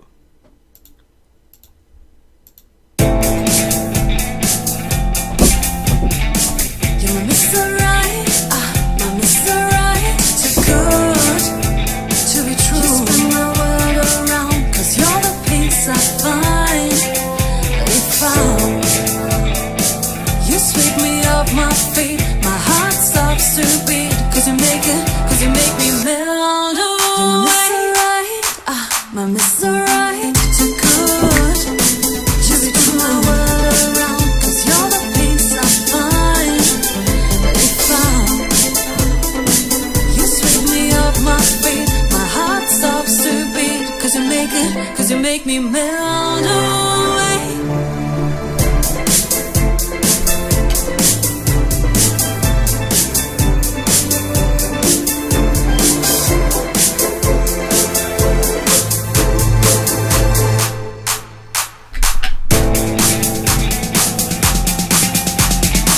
You're my Mr. Right, my Mr. Right, too good to be true. You spin my world around, cause you're the peace I find.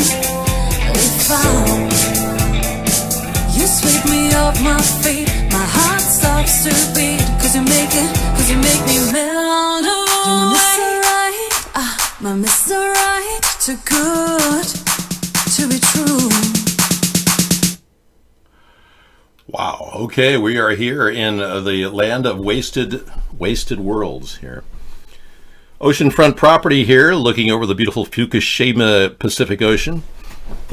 I'm sure property values are still skyrocketing on the West Coast, but ironically, a state by the name of Georgia is very, very beautiful and perhaps one of the better values in property ownership. So let's take a look and see what we can find in Georgia. For our cap of, now we've got up to $15,000. And we're going to see what we can find in Georgia at a $15,000 house cap. This is going to be a tough challenge, so let's see what we got. Georgia. There's one $12,000 piece of property here. Look at that. It gets you a little shack there. Look at that. Wow, that's kind of weird. Man, I don't know if I'd want to live there. That's beautiful land, though. Look at that. It's gorgeous. For $12,000, that's not bad. But that's not exactly what I'm going to have to look for. This property over here, 3-bedroom, 2-bath for $14,000, 1 acre. But not one bit of picture to look at. Yeah. You can't even see it. So 1 acre for 14 grand. Let's take it up to 30,000. Should open up the playing field and make it at least a 2-bedroom. All right, 25,000 in Georgia will get you this nice little house. Wow, that's not bad. Just needs a little trim around the edge, just some gardening. Look at that, decent. Look at this. Hello. Thank you, Vittorio. We love to show people the value here in America. I know the ocean is bioluminescent, guess 466, but what a nightmare. Oh my gosh, forget that. What a ripoff. Okay, let's go closer to the water here. Georgia. This lovely trailer. No, that's not going to do. 3-bedroom, 2-bath, foreclosed property, street view. Yep, that's a fake one. It doesn't really tell you how much it is. No. This is right on very close to the Florida border here. Yeah. Valdosta, Georgia. 4-bedroom, 2-bath, 1,593 square feet. Cash only, ready to go for $22,500. Let's take a look at this little guy. That's not bad. Okay. It's got some peeling roof. You got a little bedroom going on, your floor plan. They're showing you, I like that when they show you what's wrong with the thing right up front. Okay, a little linoleum and some Pergo flooring will make that look brand new. Paint the walls, even the paneling can be painted. Yeah, this looks like a house that's seen its better day, but it doesn't mean it can't be dressed up a little bit. You got 2 bathrooms and a kitchen. Yeah, that's not bad. Oh yeah, ooh. Okay, 22.5 in Georgia. All right, thank you. That was as close as I can get to a decent deal. Yeah. Oh, you want to look at some of the really nice properties like Mar-a-Lago? Legislative approvals for which I'm given no credit. I have cut billions and billions of dollars off plane contracts sitting here. Do they give me credit? No. Do I get credit for saving $1 billion? Not really. Nobody's going to give me credit, but that's okay because the people know. But we've established a very good relationship. We're given no credit for it. I'm getting a lot of credit for what we're doing foreign. I'm the only person in the history of our country that could really decimate ISIS. Everybody. He brags about everything. Anything that has ever happened in the history of the world is because of him.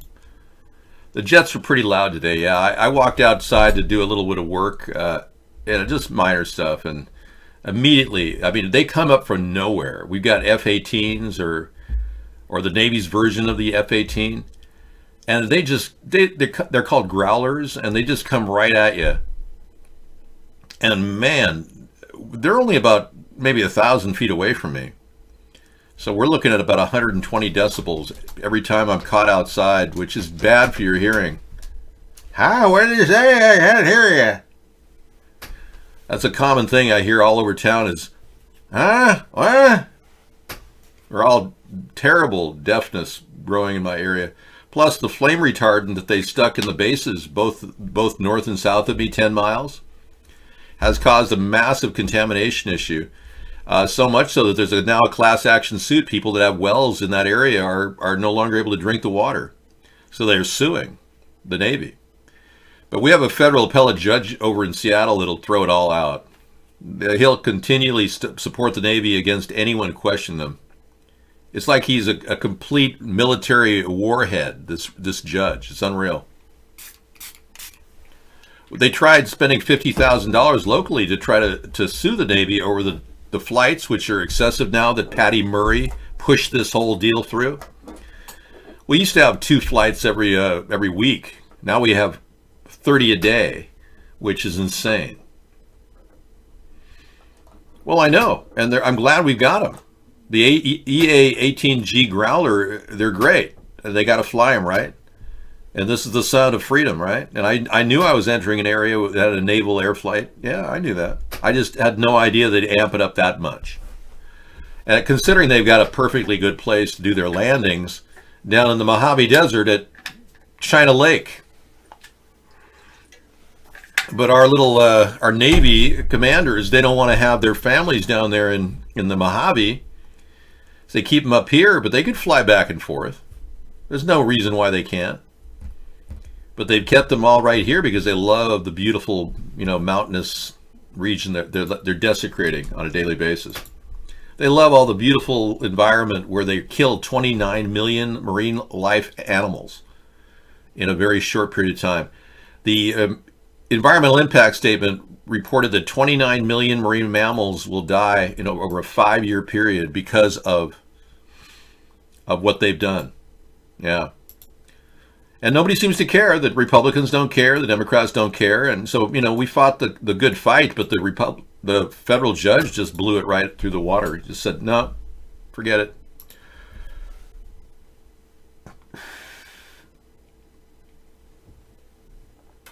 Yeah. Up to 120 decibels have been measured in our area, but yeah, they can be up to 140. Decibel charts are terrible. They tell you exactly what's happening. Yeah, well, I'm thinking seriously of not retiring anymore out here. I mean, but Sarah's locked in. She found a good place to work, so we're kind of staying here until she decides to retire. I think.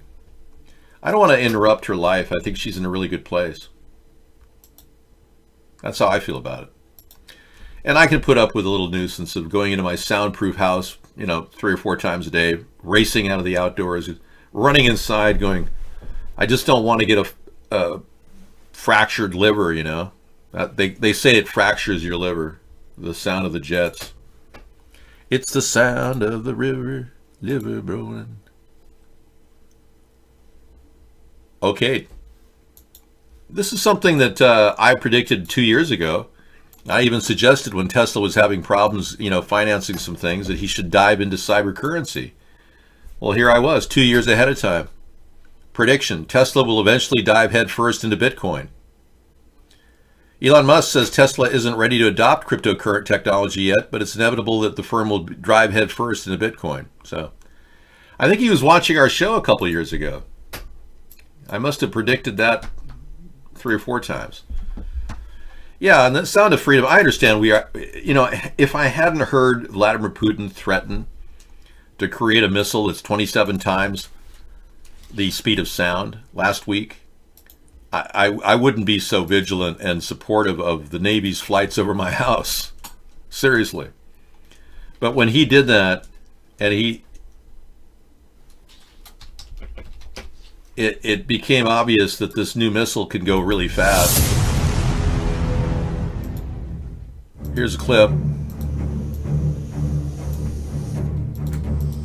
Hold that thought.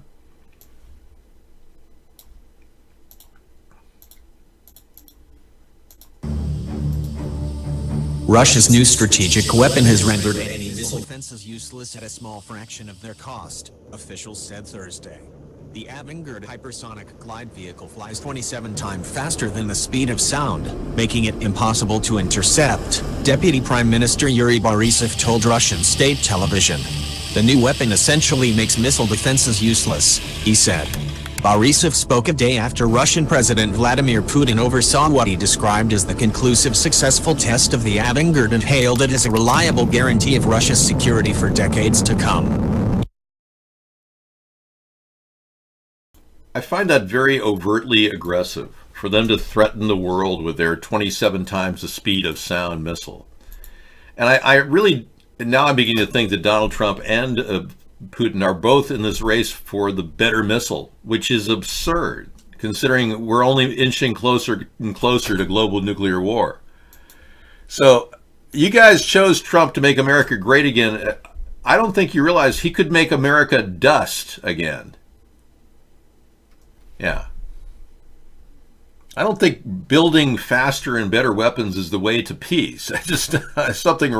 I don't mind having a very strong defense, but I mean, that's ridiculous. And we're wasting $716 billion a year on our military industrial complex. Way over budget. Way over budget. Yeah. Like big time over budget. I'm going to add that to our list. It already is in our list. Okay. And this story is boggling my mind. White House Democrats have revealed new information on a shady White House plan to sell nuclear tech to Saudi Arabia. Yeah. Michael Flynn apparently was involved with something there. Remember I was saying that Michael Flynn was probably doing some dirty deeds when he was National Security Advisor for 24 days? Yep. Making big deals with the Prince Mohammed bin Salman to give this crown prince nuclear weapons. Wow. What a reveal. Well, we can thank the Democrats for that. Thank you. Oh, and in case you're wondering if there is any proof of a weather modification program, yeah, NASA actually has a document announcing the beginning of our weather modification program back in 1966. Yeah. A missile going Mach 27 would burn up in the atmosphere? I totally agree. I'm not inclined to believe that Russia really has that missile. I just think it's terrible that he's grandstanding and saber-rattling and threatening and behaving like a Hitler. It's so wrong for him to be doing that. We have a great opportunity right now, if Trump were to jump on it, to make Vladimir Putin look like an idiot. Oh, that's right. Trump works for Putin. I'm sorry. Yeah, all we'd have to do is push for an INF treaty, and we would automatically, begin the process of reparations. Building our own intermediate nuclear force treaty at this time would be a bold step toward peace, and would show the rest of the world we're in the market for working with other nations to reduce arms. Trump is sending the opposite message, and so is Putin. It's very scary. We are moving rapidly toward World War III now. Yes. Unfortunately, since you made America great again, you also could end up, immolated. He was once on. It's not fun to have your body parts melting inside from the radiation. You're not going to enjoy bleeding from all orifices, but when you do, always remember that you're making America great again by voting for Trump. I can't handle the urine with the blood in it anymore, but I sure do think America's better now. Yeah, you will be bleeding from your orifices. That's what's going to happen. On the same side of the law as the Suffolk County officers, but this morning, 49-year-old District Court Judge Robert Sakali was walked out of the 3rd Precinct in handcuffs with his head down. Obviously, this case is highly disturbing. This is an individual who swore to uphold the law. Okay, he upheld a lady's panties. This Long Island judge accused of entering neighbor's home, stealing the underwear, and he's a serial panty sniffer. These are the kind of judges we've got in our judicial system. Yeah, you gotta love that. Judge Panty Sniffer, please. Yeah. Well, we've got Judge Bicycle Sniffer ahead of you. We can get him back on the docket. Trump wants guy who compared climate science to the Holocaust to head climate panel. This guy looks like the henchman from Alcatraz, or he's some sort of a ghoulish demon from the bowels of hell or something. Look at this guy. He's going to head our climate change panel? I mean, give me a break. Trump, you got to do better than that. He compared climate science to the Hitler's treatment of the Jews. Whatever. Why even give him any time of day? And the serial panty sniffer, we will have more on him later. Yeah, I don't think I need to focus on him tonight. Court Judge Robert Sakali was walked out of the 3rd Precinct in handcuffs with his head down. He had his head down, his panties up. Yeah, just kind of weird, I'm telling you. This is ridiculous. We'll play that tonight. Yeah, very quotes are damning. Trump wants guy who compared climate science to Holocaust to head climate panel. I mean, how foolish can anyone be? Trump just makes the wrong decisions everywhere he turns, and he acts like it's a good idea. I need my third eye to be activated sooner. I am now commanding my third eye to penetrate the future and find out where we are headed. Beep. Yeah, he's pleading the fifth, I bet. he's going to be pleading. He'll probably have to insist the DNA from his nose be swashed off the panties to vindicate himself, or some such thought. Yeah, so we wanted to show a little bit more garbage earlier, and I didn't have a chance to really show you my garbage collection because I couldn't find it. Dang. Here I was looking for garbage and just couldn't find enough of it. Yeah. I'm sure there's a lot of garbage out there to, tap into. But it serves me right for not finding my garbage earlier in the day. Where's a good garbage heap when this is even better. The dystopian future of mankind. Yeah. This is the world that we're headed toward, folks. Keep the two-party system going and to make this happen. It shouldn't be very hard to make this happen. I bet we'll achieve this within our lifetime.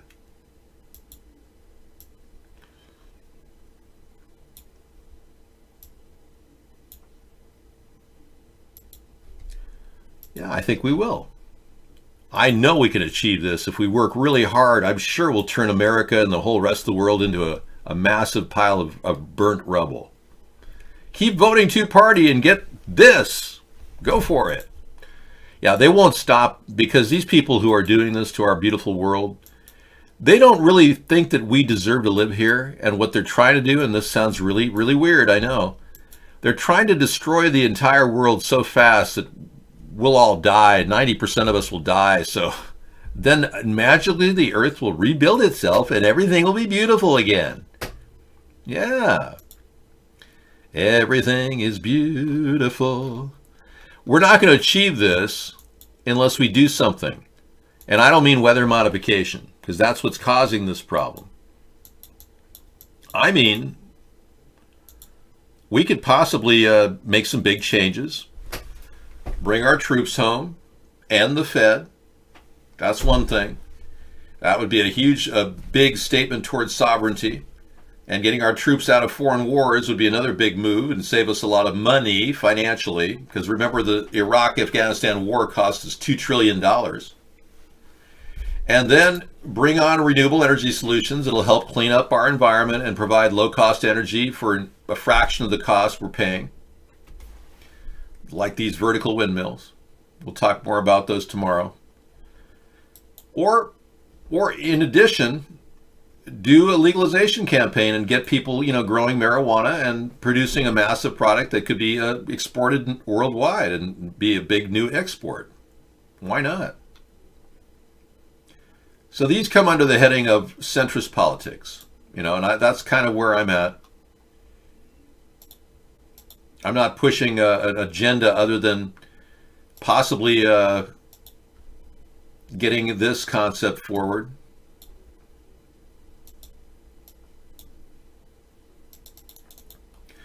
Putting a solar rooftop program for houses facing south, offering people rooftop solutions that will be built by American companies, and American government companies could even get involved in building solar panels. Unlike what Barack Obama did, put away a lot of money into Solyndra and never got anything out of it. Or taking existing houses with our homestead renewal plan and creating jobs paying $15 an hour, fixing up houses, and getting you people a house for under $50,000. These are the kind of the basic plans that we have that the two parties can't even begin to come up with. So we're kind of spearheading the centrist American politics and getting these ideas forward as a way to unite the country behind something we could all agree on, instead of fighting over who likes Trump or who doesn't like Trump.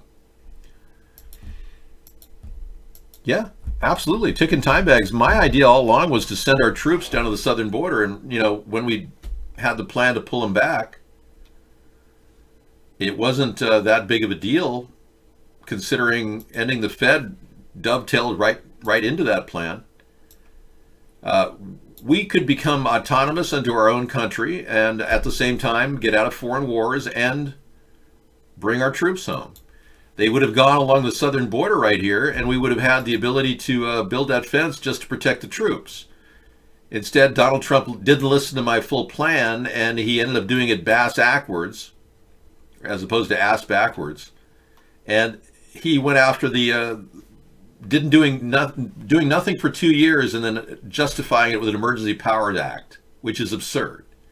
It means that if we really do have an emergency, it'll be like Donald Trump crying wolf. He's losing his chance. So the troops would have been there. We'd have had people to build the fence. We would have integrated with prison labor. We would have had the ability to have this fence built by now. But instead, now we still are waiting to build something. He claims it's happening, but we all know that Nancy Pelosi pulled the plug on the wall idea. Trump lost on that one. Ann Coulter was right. So was Rush Limbaugh. And I normally wouldn't say that, but they were.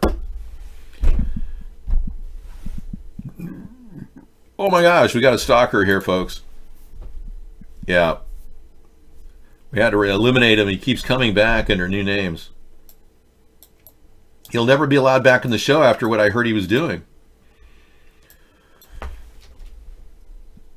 Yep. It's a shame that he proceeded with an attack on our show like that. Hey, Anita, hi.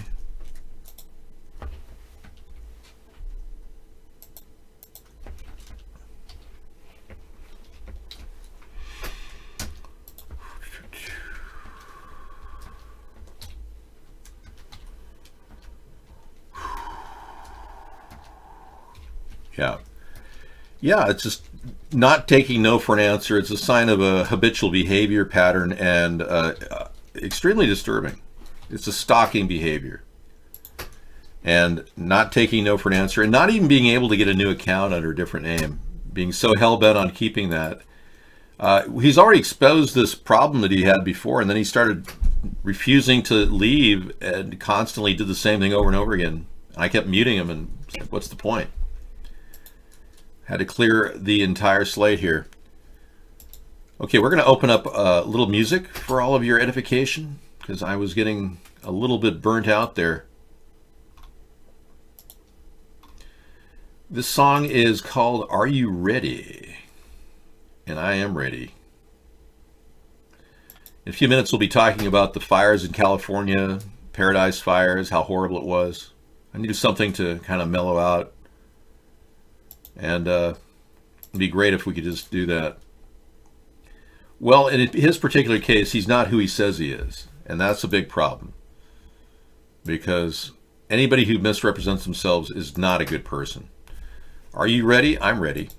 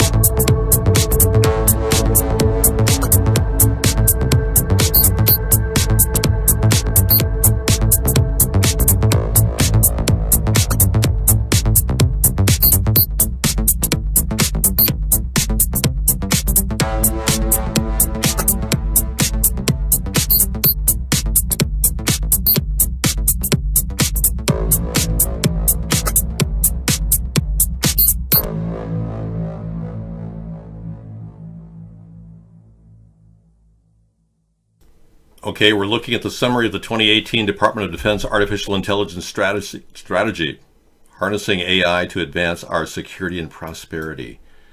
Oh, I can't wait to have AI. Gosh, you know, who doesn't want AI controlling your life, directing your car, yeah, shutting your doors down, locking you inside, and turning the gas on?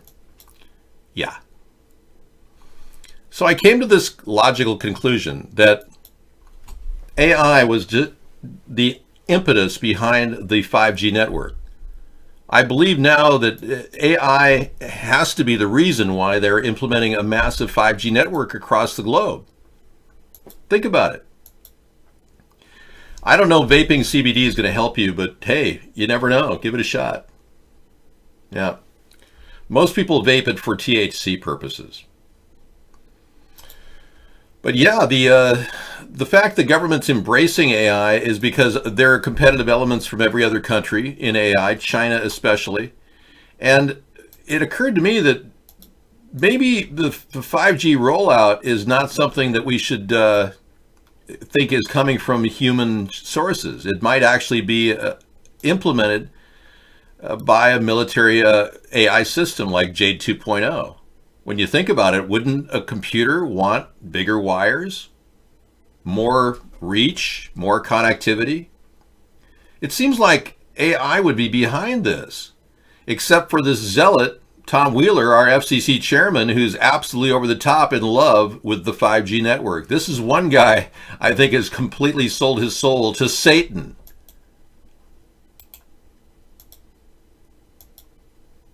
We're in the midst of the world's first computing and antennas. If the commission approves my proposal next month, the United States will be the first country in the world to open up high-band spectrum for 5G networks and applications. And that's damn important, because it means that U.S. companies will make more money and people will end up getting, affected. I don't think the 5G network will be connected to your RFID chip, Anita, because you're special. The reality is we're all potentially going to be a victim of the 5G network, and they say that the electrical frequencies will be 100 times greater than what we have right now. I mean, what is damn important is that we test this out on human beings and animals so we don't hurt them.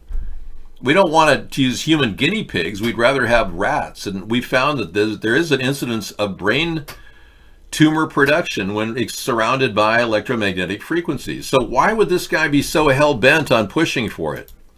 So I'm convinced that AI is behind the 5G network, and this guy's just like the henchman of AI, Tom Wheeler. I think that he's just completely bought into the idea that he has to create a job for himself. So selling this and pushing it as a zealot is his only way to do that. But when you think about it, we aren't going to benefit from having all our smart homes connected to the grid. None of us individually will benefit from having our car hijacked by some outer source and hacked if something so desires to do that. We are not going to benefit individually as we ramp up our individual connectivity issues in our home, and Alexa hears us say, honey, what about the 9/11 Commission report? And all of a sudden, you get the 9/11 at your door because Alexa heard you use the word 9/11, which is a distress signal. You can't even talk about the numbers 9/11 if you are, avoid a system coming into your home because Alexa heard you. I mean, this is crazy. So I really believe that the entire 5G network is being driven by an AI system. I really believe it. And it shows me that they're looking to consolidate the power of AI. That's not a good sign.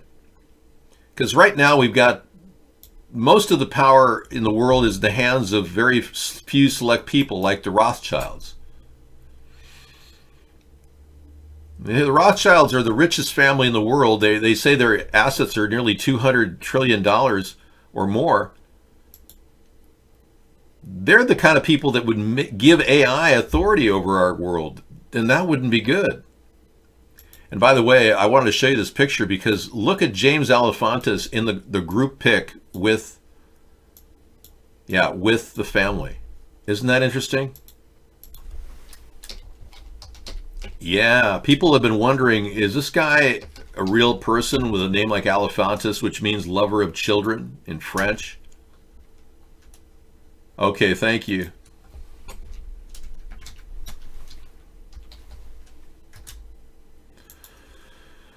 Well, all I can say is this guy does appear to be a family member. He even looks like the family members that are related. So it's kind of a weird scenario. Why would the richest family in the world set up a guy in a Comet pizza store in the middle of DC, and for GQ magazine to say to him that, or to the world, that he's the 47th most powerful person in the world, or in DC for that matter? How does a person who has no college education become the 47th most powerful person in DC selling pizzas like $9,000 of pizzas to Hillary Clinton? Well, there he is. He used to be married to David Brock, the Media Matters mogul, who ended up having a heart attack right after this picture was taken. Yeah. Anyway, all very strange and definitely needs investigating. If we don't investigate it, we will be wondering forever what happened to Pizzagate. I do not know French, but I know that it is the lover of children, l'enfant clair, but I do not understand. Hold on, I gotta get that phone.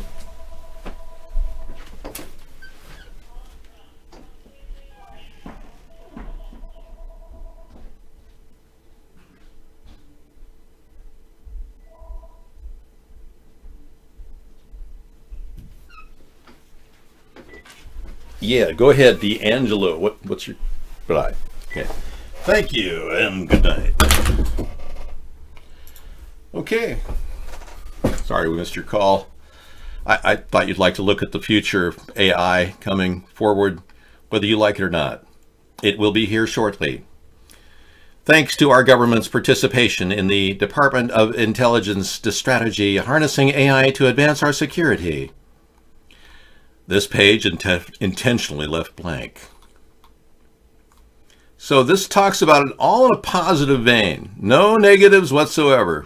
I was reading through it. I couldn't believe it. It doesn't even question the largeness of this program and the danger of AI having a massive control over our smart grid. No, I'm sorry, it's damn important that we don't give AI access to smart grids and access to all of our electricity and access to everything communication-wise, because that would be devastating. You're back to your old ways, Juan. Face the ban otherwise. Call from... Yes, go ahead, D'Angelo. What's your question?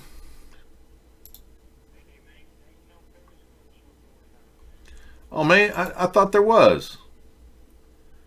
Yeah, I'm going on. I'm in there right now. You didn't get the link on Twitter? Yeah, here's the link, man. Are you in Vaughn right now? Okay, man. Click the Twitter show, man. That's what I'm doing. Let me check it out. It should be broadcasting. Yeah, it's right. It's where it's working. Yeah, go for it, D'Angelo. All right, he's getting back into Periscope. It should be up and running now. All right. You got it, man. Later. Well, there you go. We've got our first real call in 6 years. That's nice. Thank you. We normally get trolls every night. Harnessing AI to advance our security and prosperity. The U.S. Department of Defense protects our nation by deterring war and winning the nation's wars when deterrence fails. In fulfilling this mission, we have always been at the forefront of technological advances to ensure an enduring competitive military strategy against those who threaten our security and safety. Beep. Oh man, we got a lot to worry about with these jarheads making decisions with AI. It's like Tweedledee and Tweedledum making a decision about something way smarter than anything they could even comprehend. Yeah, it's really a messed up situation. So how are we going to trust the military to make decisions about our future when they can't even prevent this grid from being weaponized? I mean, really?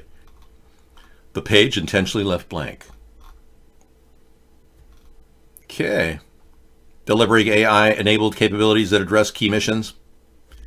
All right. Well, we're not going to be able to turn the tide on AI. That's moving forward.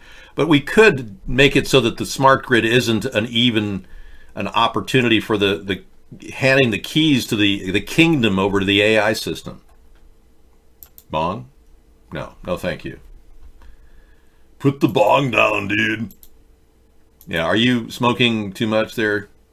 Yeah, that's probably what was happening. He was smoking a little too much pot, and he forgot, Periscope was probably... Alrighty.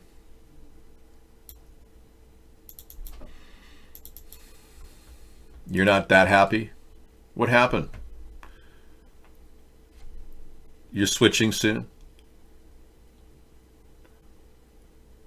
Straight talk, really? Oh, your phone doesn't have a hotspot tethering option? Almost all phones do now. Yeah, you really need to look into getting a phone that gives you connectivity from Wi-Fi hotspots. Almost every new phone has it now. Yeah. Otherwise, you're just going to be eating up your minutes, and pretty soon you won't know what's, you'll be toggled down and throttled down, and pretty soon you'll be unable to communicate. No, it's not. It's a political show. Now, if we give AI a power over autonomous driving, and they say this is the only way autonomous driving will really work is if we have a 5G network, this is what would happen. This is a nice trip into a gas station by an autonomous vehicle, an Uber that was being tested in Seattle. Yeah, isn't that nice? Bursting in flames. Welcome to AI. Yeah. So we're not really, at this point, it's not necessary to go into a 5G network across the world, because simply it gives too much power to AI ahead of AI. Yeah, it's almost like AI is pushing this ridiculous need for more bandwidth. And it has proven to be potentially dangerous. Like I said the other day, yeah, we are looking at 150 to 297 birds dropping dead. They measured it in the Netherlands. They picked up birds everywhere. They all dropped dead as soon as they turned the 5G mast on.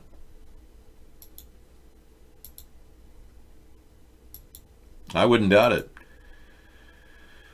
It's suspicious. And people like Tom Wheeler of Zealots seem like they're over the top.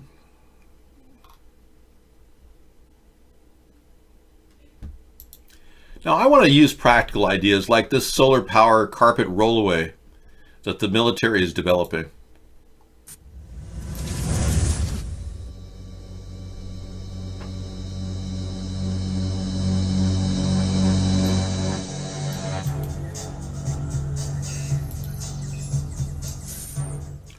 Yeah, solar power is easier to install. The roller array.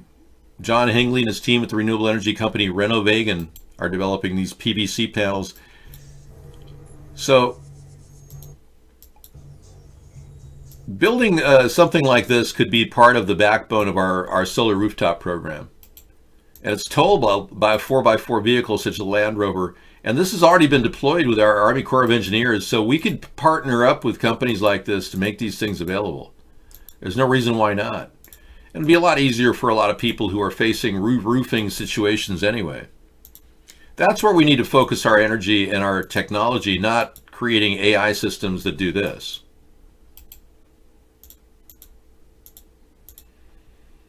Zippity-doo-dah, zippity-day. Boom. Yeah.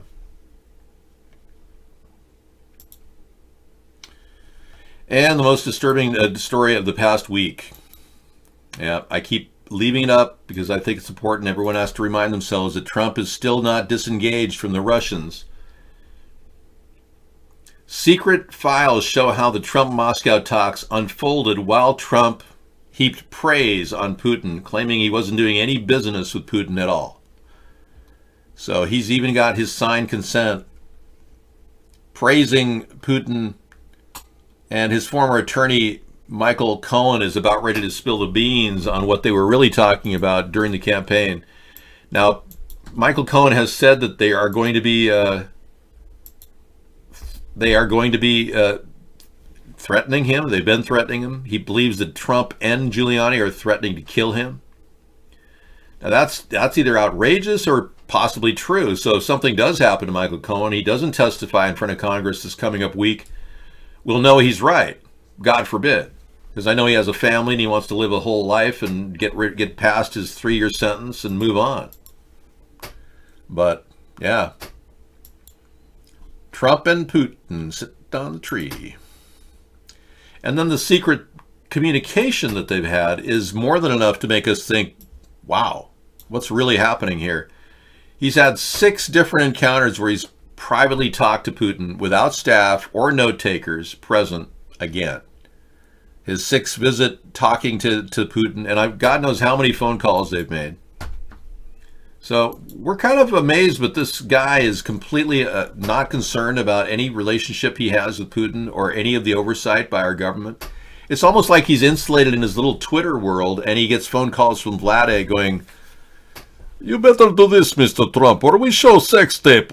You better not release any information on our weapons program, and certainly stand down regarding INF Treaty so we can continue threatening world with missiles of mass destruction. Thank you very much." Click. Yeah. He's probably getting a call like every morning, wake-up call from Vlade. "Oh, is that Vlade's call? Hand me my cell phone." Just ridiculous. Well, obviously, this has reached the end of the rope with a lot of you. I know I can't talk about the same things over and over again and expect different results, right? What if I showed you that the whole lie about modern technology has been pushed for years, and we still haven't seen the fulfillment of some of the simplest ideas that have been coming out with? I mean, we have potentially a great deal of renewable energy solutions and zero-point energy solutions that could easily power the world, but they're being held back by oil lobbies and the petrodollar. Now, this 1937 solar power commercial is something I want to show you. It's amazing. But 1937, they were talking about this. Watch this. Everything that moves upon the earth is actuated by the sun. Upon this scientific fact, Otto H. Moore at Concord, California, has based innumerable inventions that will revolutionize nearly every form of modern utility. Among the achievements of this man of action is this economical storage-type water heater. Cold water entering at the bottom of a series of copper tubes is heated by the sun's rays.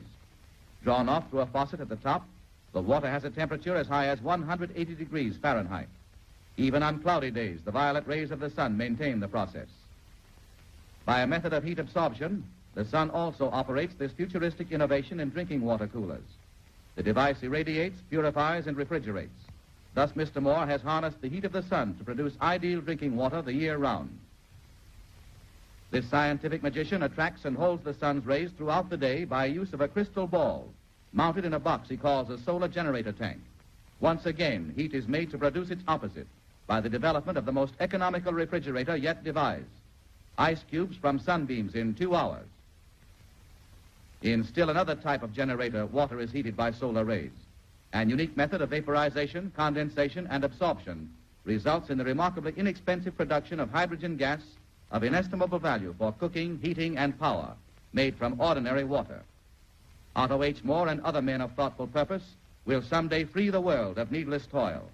Their appreciative understanding and control of nature's forces will have earned for themselves and all mankind a better place in the sun.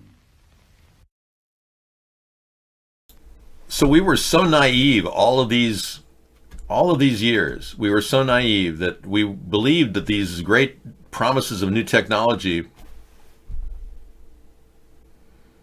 Yeah, thank you. I know I can't go on the campaign trail because of the death threats. You're right. But yeah, all of the new technologies that were prophesized back in the 30s and 40s and 50s, they never came to pass. But now we've got a person in our chat room saying that Psycho Behavior says government watchdog Acorn is reporting that Homeland Security Agency is funding physicians to implant AI chips in colonoscopies. They want RFID chips installed in people having colonoscopies. I mean, I gotta research this. Hang on just a second. Oh yeah, that's good. Hershey bars over strawberries, yeah.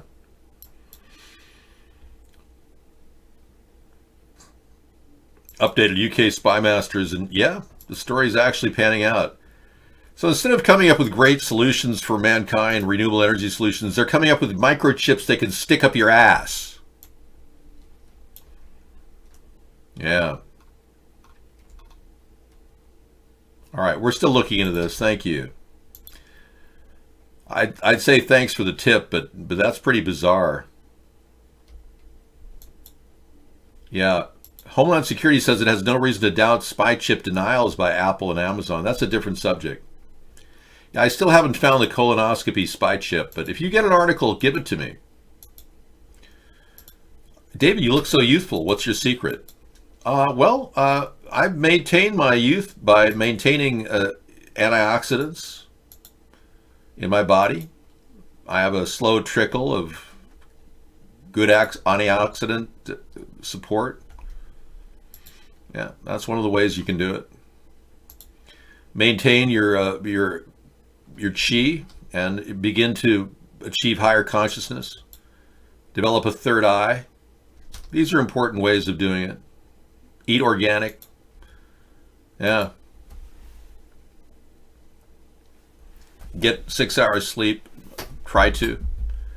I'm short on my sleep. I spend too much time in this show till 2 in the morning. And it's really a bad habit. I should break it. We should just close the show down at 12 or something. But we have a lot of videos, and I like to read stories while I watch the videos, so I do a lot of my news gathering while I'm in the show chatting with you. We are not a place where you can hang out and meet women. No. The women here, like Anita, she comes in and talks about her personal life, and it's not exactly sharing, stories of hanging out at dance halls. I mean, she's struggling to, deal with a lot of physical stress, and she's our reigning woman who stays in the show. Yeah, we're going to give me I'm going to do a cabbage thing tomorrow, I think. I'm going to get some cabbage. Probably bangers and mash with cabbage. It is educational. Oh, yeah. We learned so much here. I'd never have this level of interaction if I had stayed in an insulated world prior to getting, online and getting up and running. If I had stayed in my insulated world in 2008 and stayed right there and not sought anything other than the mainstream media, I never would have known 90% of what I know today. So having broadened my horizon of awareness, and now I know that we're in danger of potential slaughter bots. I never would have known that just sitting at home watching television. Yeah, slaughter bots. We'll talk about that tomorrow. The possibility of slaughter bots. Customer pilots direct. Yeah, these are dangerous things that could veritably hurt mankind. Did you see that? That little bang is...